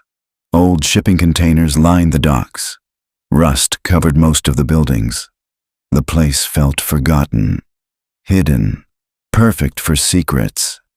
Rhys pushed open the warehouse door. The hinges groaned loudly. Inside, darkness swallowed everything. Sienna switched on her phone flashlight. The beam swept across the room. Dust, crates, old machinery, nothing unusual, at first. Then Sienna noticed something. Fresh footprints, several sets, recently made. Rhys. Rhys looked over. Sienna pointed. The footprints led deeper into the warehouse, toward a locked office. Moments later, they reached the door. Rhys forced it open. Inside, a small office waited. A desk, a filing cabinet, a computer. Someone had been working here recently. Very recently. The computer remained powered on. A screensaver drifted across the monitor. Sienna immediately sat down. Rhys locked the office door behind them. Neither trusted the situation. Neither trusted anyone anymore. Sienna moved the mouse. The screen activated. Several files appeared. One folder immediately caught her attention. Adrian. Rhys froze. So did Sienna. Slowly, Rhys moved closer. His pulse thundered inside his chest. Because after weeks of searching, they were finally looking at something real. Sienna opened the folder. Dozens of documents appeared. Financial records, emails, private reports, photographs, evidence, years of evidence. One file sat at the top, a video recording, dated 2 days before Adrian Calder died. Rhys swallowed hard. Open it. Sienna clicked play. The video filled the screen. A private office appeared. Adrian Calder stood near a desk, angry, furious. Someone else stood across from him. The camera angle made identification difficult. The audio crackled. Then Adrian's voice became clear. "I'm not letting this continue." Silence. Then another voice answered. A familiar voice. Victor Hale. Sienna immediately looked toward Rhys. His expression hardened. Victor's voice continued. "You don't have a choice." Adrian laughed bitterly. "The moment I expose this, you're finished." The room fell silent. Even through the recording, the threat felt obvious. The fear felt real. The danger felt immediate. Then the footage abruptly ended. Again. Just before anything important happened. Just before the answer. Just before the truth. Rhys slammed a hand against the desk. Frustration surged through him. "We're always one step away." Sienna understood exactly how he felt. Every clue seemed designed to reveal half the story, never the whole thing. Suddenly, footsteps echoed outside. Both froze. The sound grew louder, closer. Someone was approaching. Rhys immediately shut off the monitor. The office plunged into darkness. Only their breathing remained. Only the footsteps. The person stopped outside the door. Neither moved, neither spoke. Every muscle in Rhys's body tightened. Then a voice echoed through the warehouse. A familiar voice. A voice neither expected. "Lila." The single word escaped Rhys before he could stop it, because standing outside the office door was his sister. The door slowly opened. Lila stepped inside, alone. No Victor, no security, no explanation, just Lila. Rhys stared at her. "What are you doing here?" Lila looked exhausted, terrified, heartbroken. Then she said the words that changed everything. "I know who killed Dad." The world seemed to stop. Neither Rhys nor Sienna moved. Neither breathed, neither spoke. Tears filled Lila's eyes. "I've known for years." Rhys felt his entire world shift beneath him. "What?" Lila looked directly at her brother. Pain filled every word. "Because I saw it happen." Silence exploded through the room. Absolute silence. The kind that changes lives forever. Rhys couldn't process the words. His mind refused. His heart refused. Everything refused. Lila began crying. Real tears, real fear, real guilt. The kind impossible to fake. "I was there that night," Lila whispered. "I saw who killed him." Rhys stared at his sister. Shock consumed him. Sienna felt the same, because after 12 years, after lies, after secrets, after endless questions, someone finally knew the truth, and Lila was about to reveal it. Chapter 12. The Truth That Broke Them. The warehouse felt impossibly silent. Rain tapped softly against the metal roof. No one moved. No one spoke. Lila Calder stood in the center of the room, tears streaming down her face. Rhys Calder stared at her as if the world had stopped making sense. Sienna Vale felt her heart pounding. After weeks of secrets, they were finally here. At the truth, or at least part of it. Rhys took a step forward. His voice barely worked. "You were there?" Lila nodded. Slowly, painfully. "Yes." Rhys shook his head. "No." His entire body tensed. "You were 16. I know. You weren't supposed to be there. I know." The guilt in Lila's voice was devastating, because it sounded like someone who had been carrying a burden for years, a burden far too heavy to carry alone. Sienna remained silent. This wasn't her moment. This belonged to them. A brother, a sister, a family broken long before either realized it. Finally, Rhys spoke again. "Tell me exactly what happened." Lila closed her eyes. For several seconds she couldn't answer. Then she forced herself to continue. "Dad wasn't supposed to be on the yacht that night." Rhys frowned. "What?" Lila nodded. "He planned to cancel." The statement immediately caught Sienna's attention, because it contradicted the official reports. Lila wiped away tears. "I overheard an argument earlier that day." "Between who?" Rhys asked. "Dad and Victor." The warehouse became even quieter. Lila continued. "Dad said he was going public." Rhys felt cold. Very cold. The same words from the video. The same threat. The same secret. "What was he exposing?" Rhys asked. Lila shook her head. "I didn't know." Her voice cracked. "I still don't." Rhys clenched his fists. Every answer revealed another question. Every truth felt incomplete. Then Lila looked directly at him.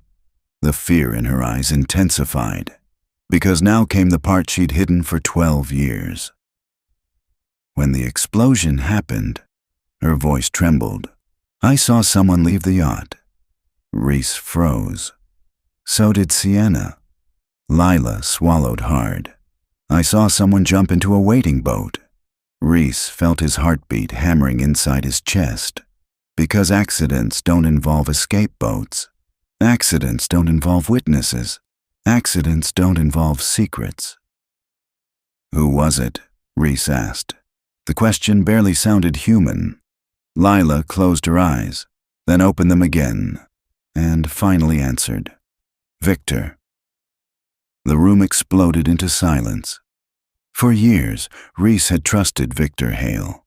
For years, he had defended him, relied on him, believed in him.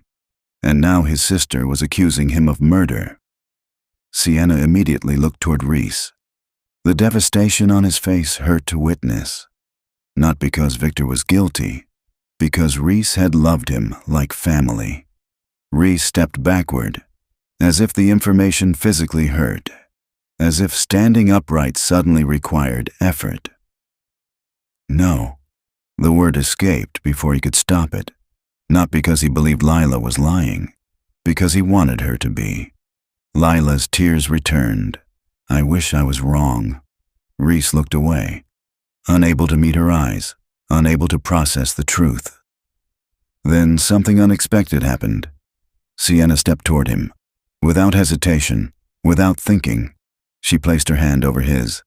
A simple gesture, yet powerful, grounding, comforting.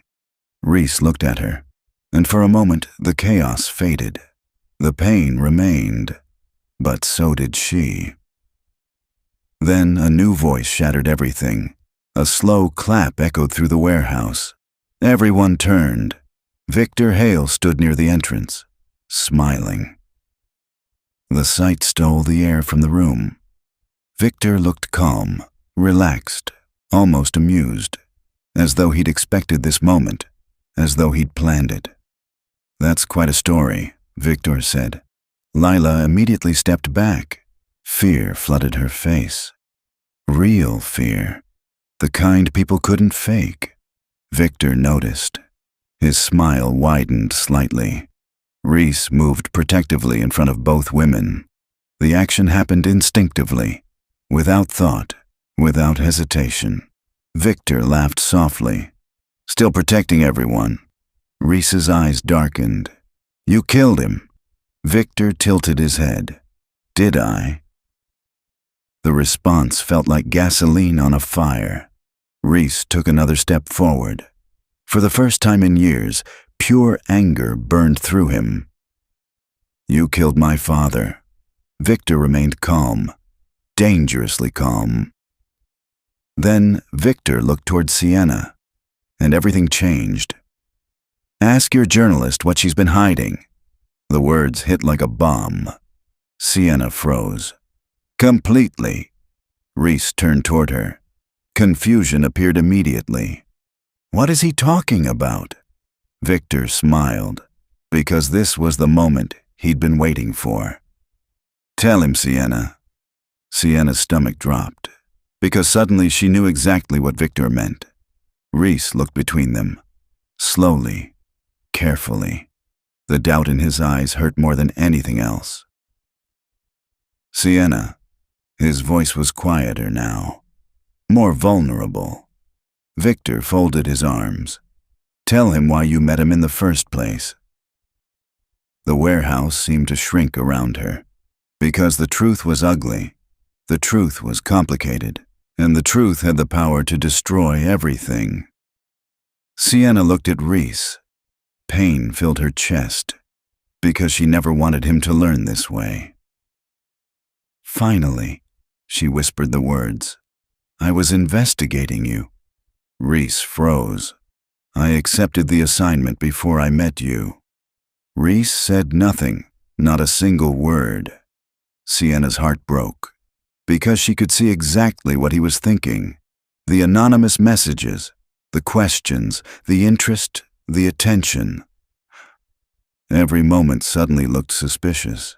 Every feeling suddenly looked false. "Sienna," Rhys whispered.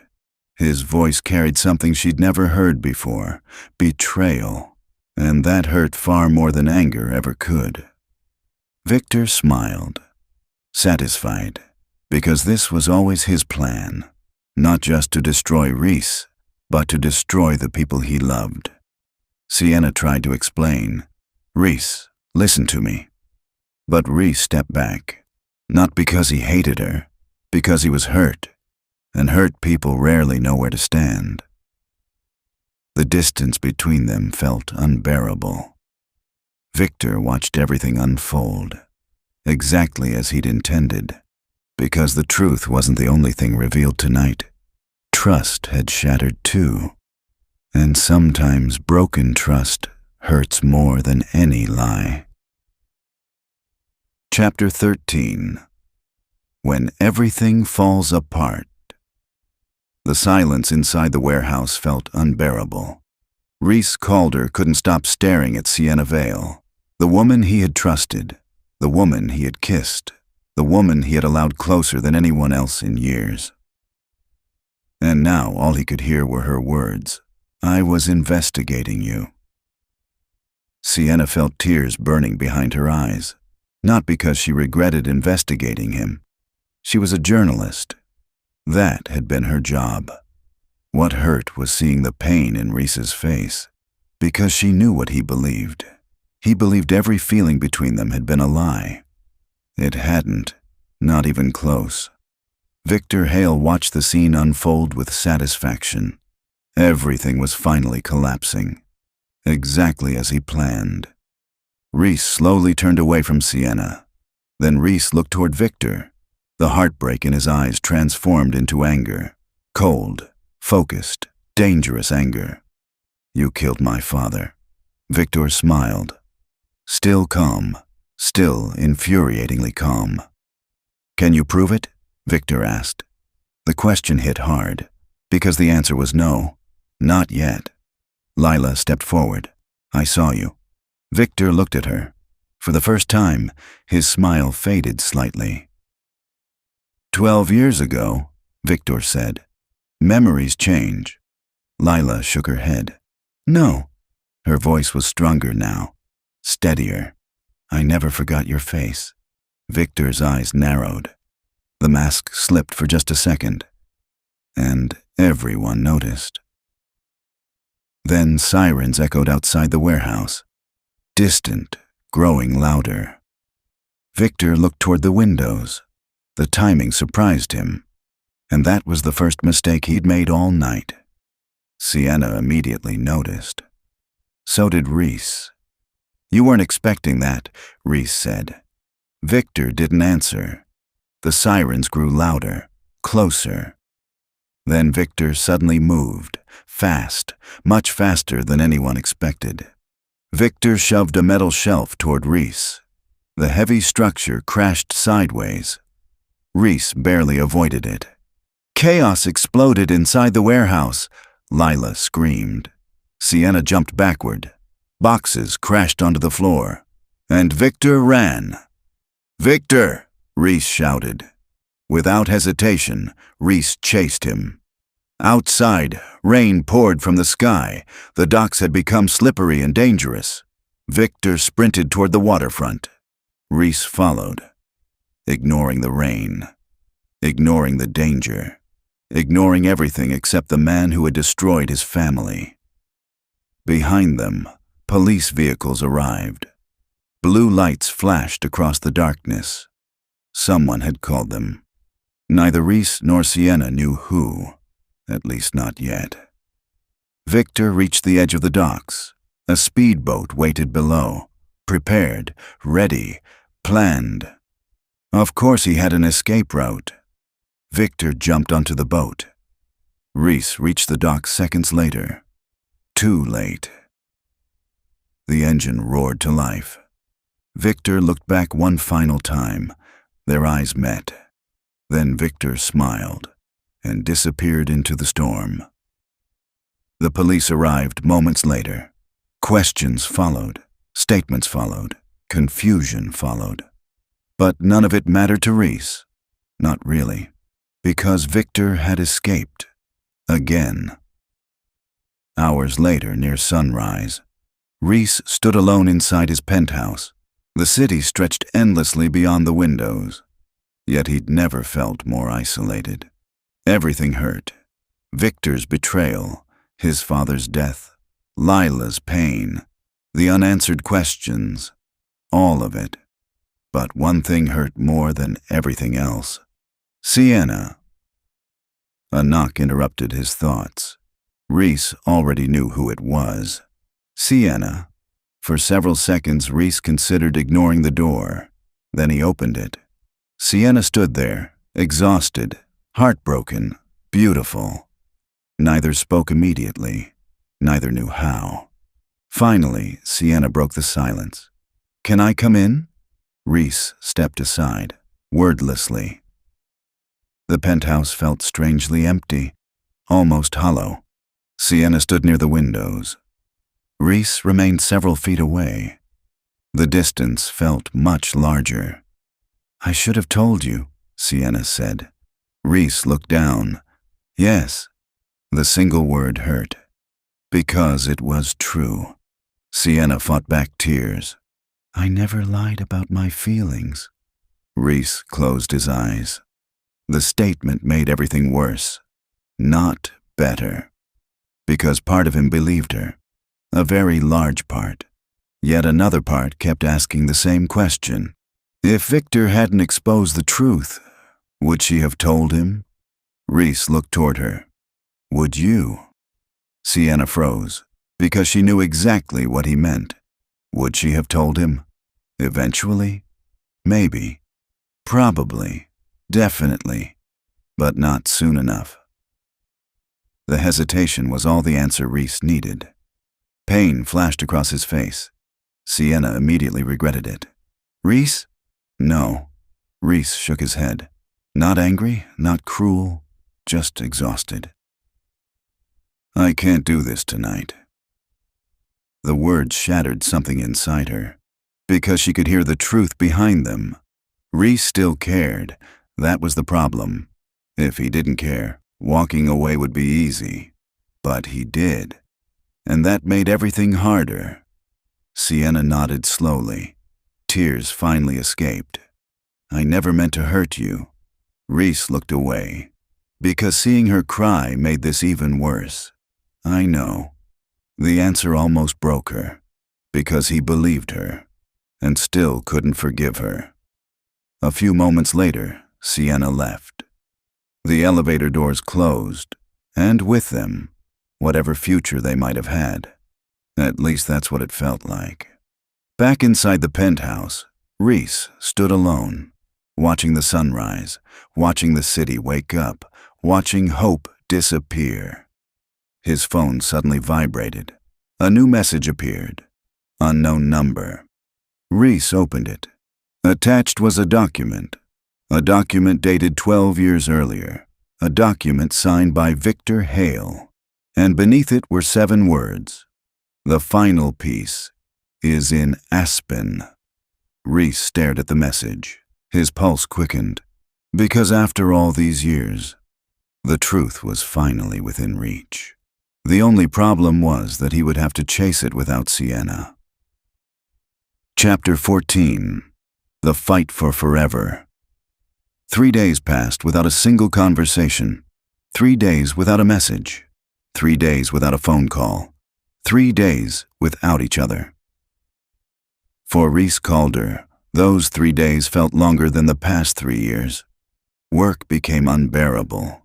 Meetings became meaningless. Even victory felt empty. Because no matter how hard he tried, every thought eventually returned to Sienna Vale.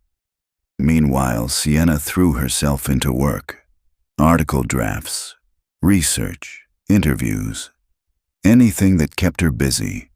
Anything that prevented her from thinking about Rhys. Nothing worked. Every coffee shop reminded her of him. Every city light reminded her of him. Every quiet moment reminded her of him. Losing Rhys hurt more than she ever imagined possible, because somewhere along the way, she'd stopped investigating him and started loving him. Across the country, Rhys stood inside a private lodge in Aspen. Snow covered the mountains. The landscape looked peaceful, beautiful, deceptive. Because somewhere in Aspen existed the final piece of the puzzle, the final piece of Adrian Calder's murder. Lila stood beside him. Both had arrived that morning. Both were exhausted. Neither intended to leave without answers. The document Rhys received had led them to a private storage facility. A facility registered under a fake company, one connected to Victor Hale. Hours later, they finally opened the unit. Dust covered everything. Old boxes, filing cabinets, forgotten records, years of hidden secrets. Then Lila found a locked metal case. Rhys immediately knew. This was it. The lock was broken within minutes. The case opened. Inside sat dozens of documents, financial records, private contracts, insurance reports, bank transfers, evidence, years of evidence. And at the very bottom, a handwritten confession. Rhys stared at the paper. His hands trembled. Victor Hale's signature appeared at the bottom. The confession detailed everything. The fraud scheme, the stolen money, the shell companies, the corruption.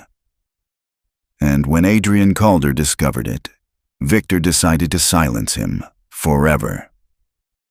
The truth hit Rhys like a freight train. 12 years. 12 years of lies. 12 years of grief. 12 years of misplaced trust. And now he finally had proof. Lila began crying. Not from sadness, from relief, because she was finally free, because someone finally believed her, because her father could finally receive justice. That evening, federal investigators were handed everything, every document, every confession, every piece of evidence. Victor Hale officially became a wanted fugitive. The manhunt began immediately. News channels exploded, business networks exploded, social media exploded. The story dominated headlines nationwide. Yet despite everything, Rhys couldn't celebrate, because there was still one thing missing. One person missing. Sienna. Back in Manhattan, Sienna sat alone inside her apartment. The news played quietly on television. Victor Hale's face appeared across every channel. The truth was finally coming out. And somehow she felt worse, not better.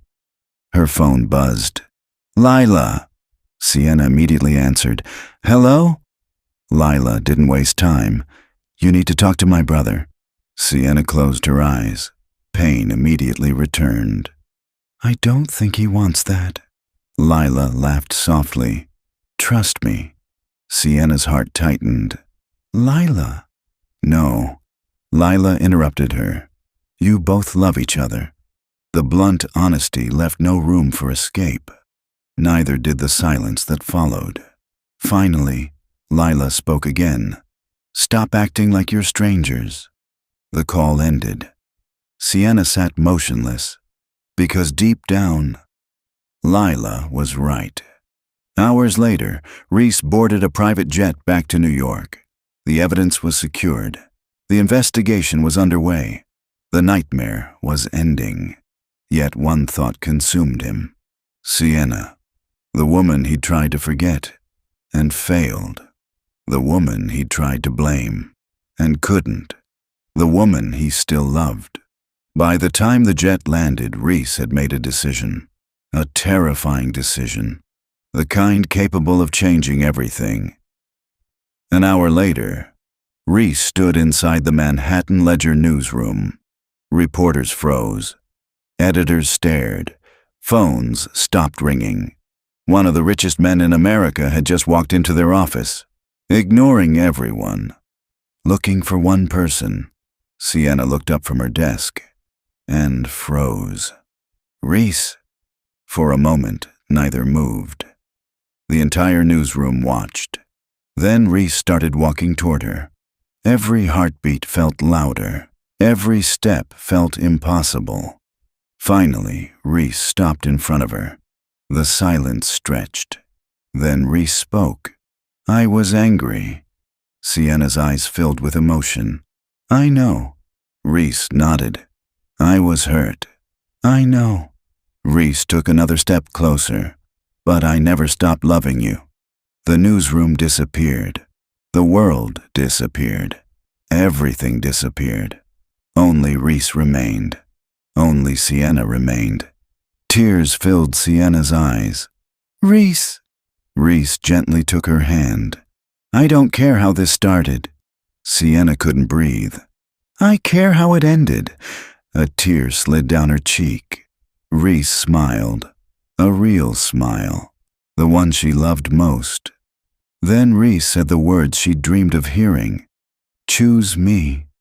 The entire room seemed to hold its breath. Sienna looked into his eyes.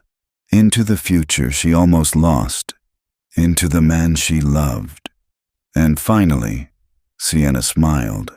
Then Sienna answered, "Always." The newsroom erupted into applause, laughter, cheering, relief. And for the first time in a very long time, everything felt right. Almost. Because one final message arrived on Rhys's phone. A message from federal investigators. Victor Hale had been found, and he wasn't surrendering. Chapter 15. The Billionaire's Hidden Vow. The message arrived at 8:17 that night. Victor Hale had been found, and he wasn't surrendering. Rhys Calder stared at the screen. For a moment, the happiness of the newsroom disappeared. Reality returned. One final time. Sienna immediately noticed the change in his expression. "What happened?" Sienna asked. Rhys showed her the message. Sienna read it, then looked back at him. Neither needed to say it. Both understood. The story wasn't completely over. Not yet. 24 hours later, Federal agents surrounded an abandoned estate outside Boston. The property had once belonged to one of Victor's shell companies. Now it was his final hiding place. News helicopters circled overhead. Police vehicles filled the roads. The entire operation had become national news. Rhys wasn't supposed to be there. Neither was Sienna. Yet both stood inside a nearby command center, watching, waiting, needing to see the ending. For 12 years, Victor Hale had controlled the story, manipulated the truth, destroyed lives. That ended today. Hours passed. Negotiators worked.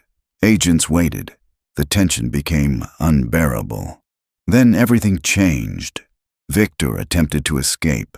The estate exploded into chaos. Agents moved. Vehicles accelerated. Commands echoed across radios. And within minutes, it was over. Victor Hale was arrested, alive, defeated, finished. The confirmation reached the command center moments later. Nobody celebrated immediately. Nobody moved. Because after weeks of secrets, months of lies, and 12 years of unanswered questions, the nightmare was finally over. Lila Calder began crying. This time, nobody stopped her. Rhys pulled his sister into a hug, the kind of hug neither had shared in years. "We did it," Lila whispered. Rhys shook his head gently. "Dad did." Lila smiled through tears. For the first time in 12 years, both finally felt free. Several weeks later, Victor Hale officially confessed. Everything. The fraud, the cover-up, the theft, the murder, the threats, the anonymous messages, almost everything. One mystery remained. The person who had secretly helped expose him. The anonymous source. Federal investigators eventually discovered the truth. The source was Adrian Calder's former attorney, a man Victor believed had died years earlier. Instead, he'd spent 12 years quietly collecting evidence, waiting, watching, building a case. And when Sienna appeared, he finally found someone brave enough to follow the trail. The mystery was solved. The truth was public. The story dominated headlines for months. Sienna's investigation became one of the most celebrated pieces of journalism in the country. Awards followed, recognition followed, career opportunities followed. Yet none of it compared to what mattered most. Rhys. 3 months later, the Hamptons. The same private marina where everything had begun to change. The ocean sparkled beneath a summer sunset. Gentle waves rolled against the dock. The world felt peaceful again. For once, Rhys wasn't carrying the weight of a company, or a murder investigation, or a family tragedy. He was simply a man in love. Sienna stood beside him at the edge of the water. The breeze moved through her hair. The setting sun painted the horizon gold. Rhys couldn't stop looking at her. Sienna noticed, as always. "What?" Sienna asked. Rhys smiled. "Nothing." "That's a lie." Rhys laughed. "It is." Sienna folded her arms. "Then tell me." For a moment, Rhys simply looked at her. The woman who challenged him, changed him, saved him. The woman who taught him that trust was worth risking. The woman he couldn't imagine living without. Then Rhys reached into his pocket. Sienna immediately froze. "Rhys." His smile widened. "What?" "Don't." "Don't what?" Sienna pointed at his pocket. "Don't pretend that isn't happening." Rhys laughed. For the first time in years, the sound felt completely free. Then Rhys dropped to one knee. The world seemed to stop. Sienna's eyes instantly filled with tears. Not because she was surprised, because somehow she wasn't. She'd known. Deep down. Rhys opened a small velvet box. Inside sat a stunning diamond ring. Simple, elegant, perfect. Rhys looked up at her. No rehearsed speech, no prepared script. Just honesty. The same honesty that brought them here. I spent most of my life building companies, Rhys said. Sienna laughed through tears. That sounds exactly like you. Rhys smiled. But you, his voice softened. You became the most important thing I've ever built a future around. A tear slipped down Sienna's cheek. Rhys continued. I don't promise perfection. Sienna nodded. Good. Rhys laughed. I don't promise easy days. Definitely good. Another laugh. Then Rhys became serious. But I promise this. The ocean breeze whispered around them. I will choose you every day. Sienna's heart completely surrendered. I will trust you. More tears. I will fight for you. The ring sparkled in the fading sunlight. And I will love you for the rest of my life. Silence followed. Beautiful silence. Then Rhys asked the only question that mattered. Sienna Vale, will you marry me? Sienna laughed, cried, shook her head, all at once. Then Sienna answered. Always. Rhys stood. Sienna threw her arms around him, and finally, they kissed. Not as a billionaire and a journalist. Not as two people trapped by secrets. Not as two people afraid of the truth, but as two people who had survived it. Together. 1 year later. The Calder Foundation Gala filled a renovated waterfront venue in Manhattan. Music drifted through the room. Guests laughed. Champagne flowed. At the center of it all stood Rhys and Sienna, husband and wife, partners in every sense. Lila had started her own foundation supporting victims of financial crimes. Harper had rebuilt her friendship with Sienna. Slowly, honestly. Life wasn't perfect, but it was real. And after everything they'd endured, real was more than enough.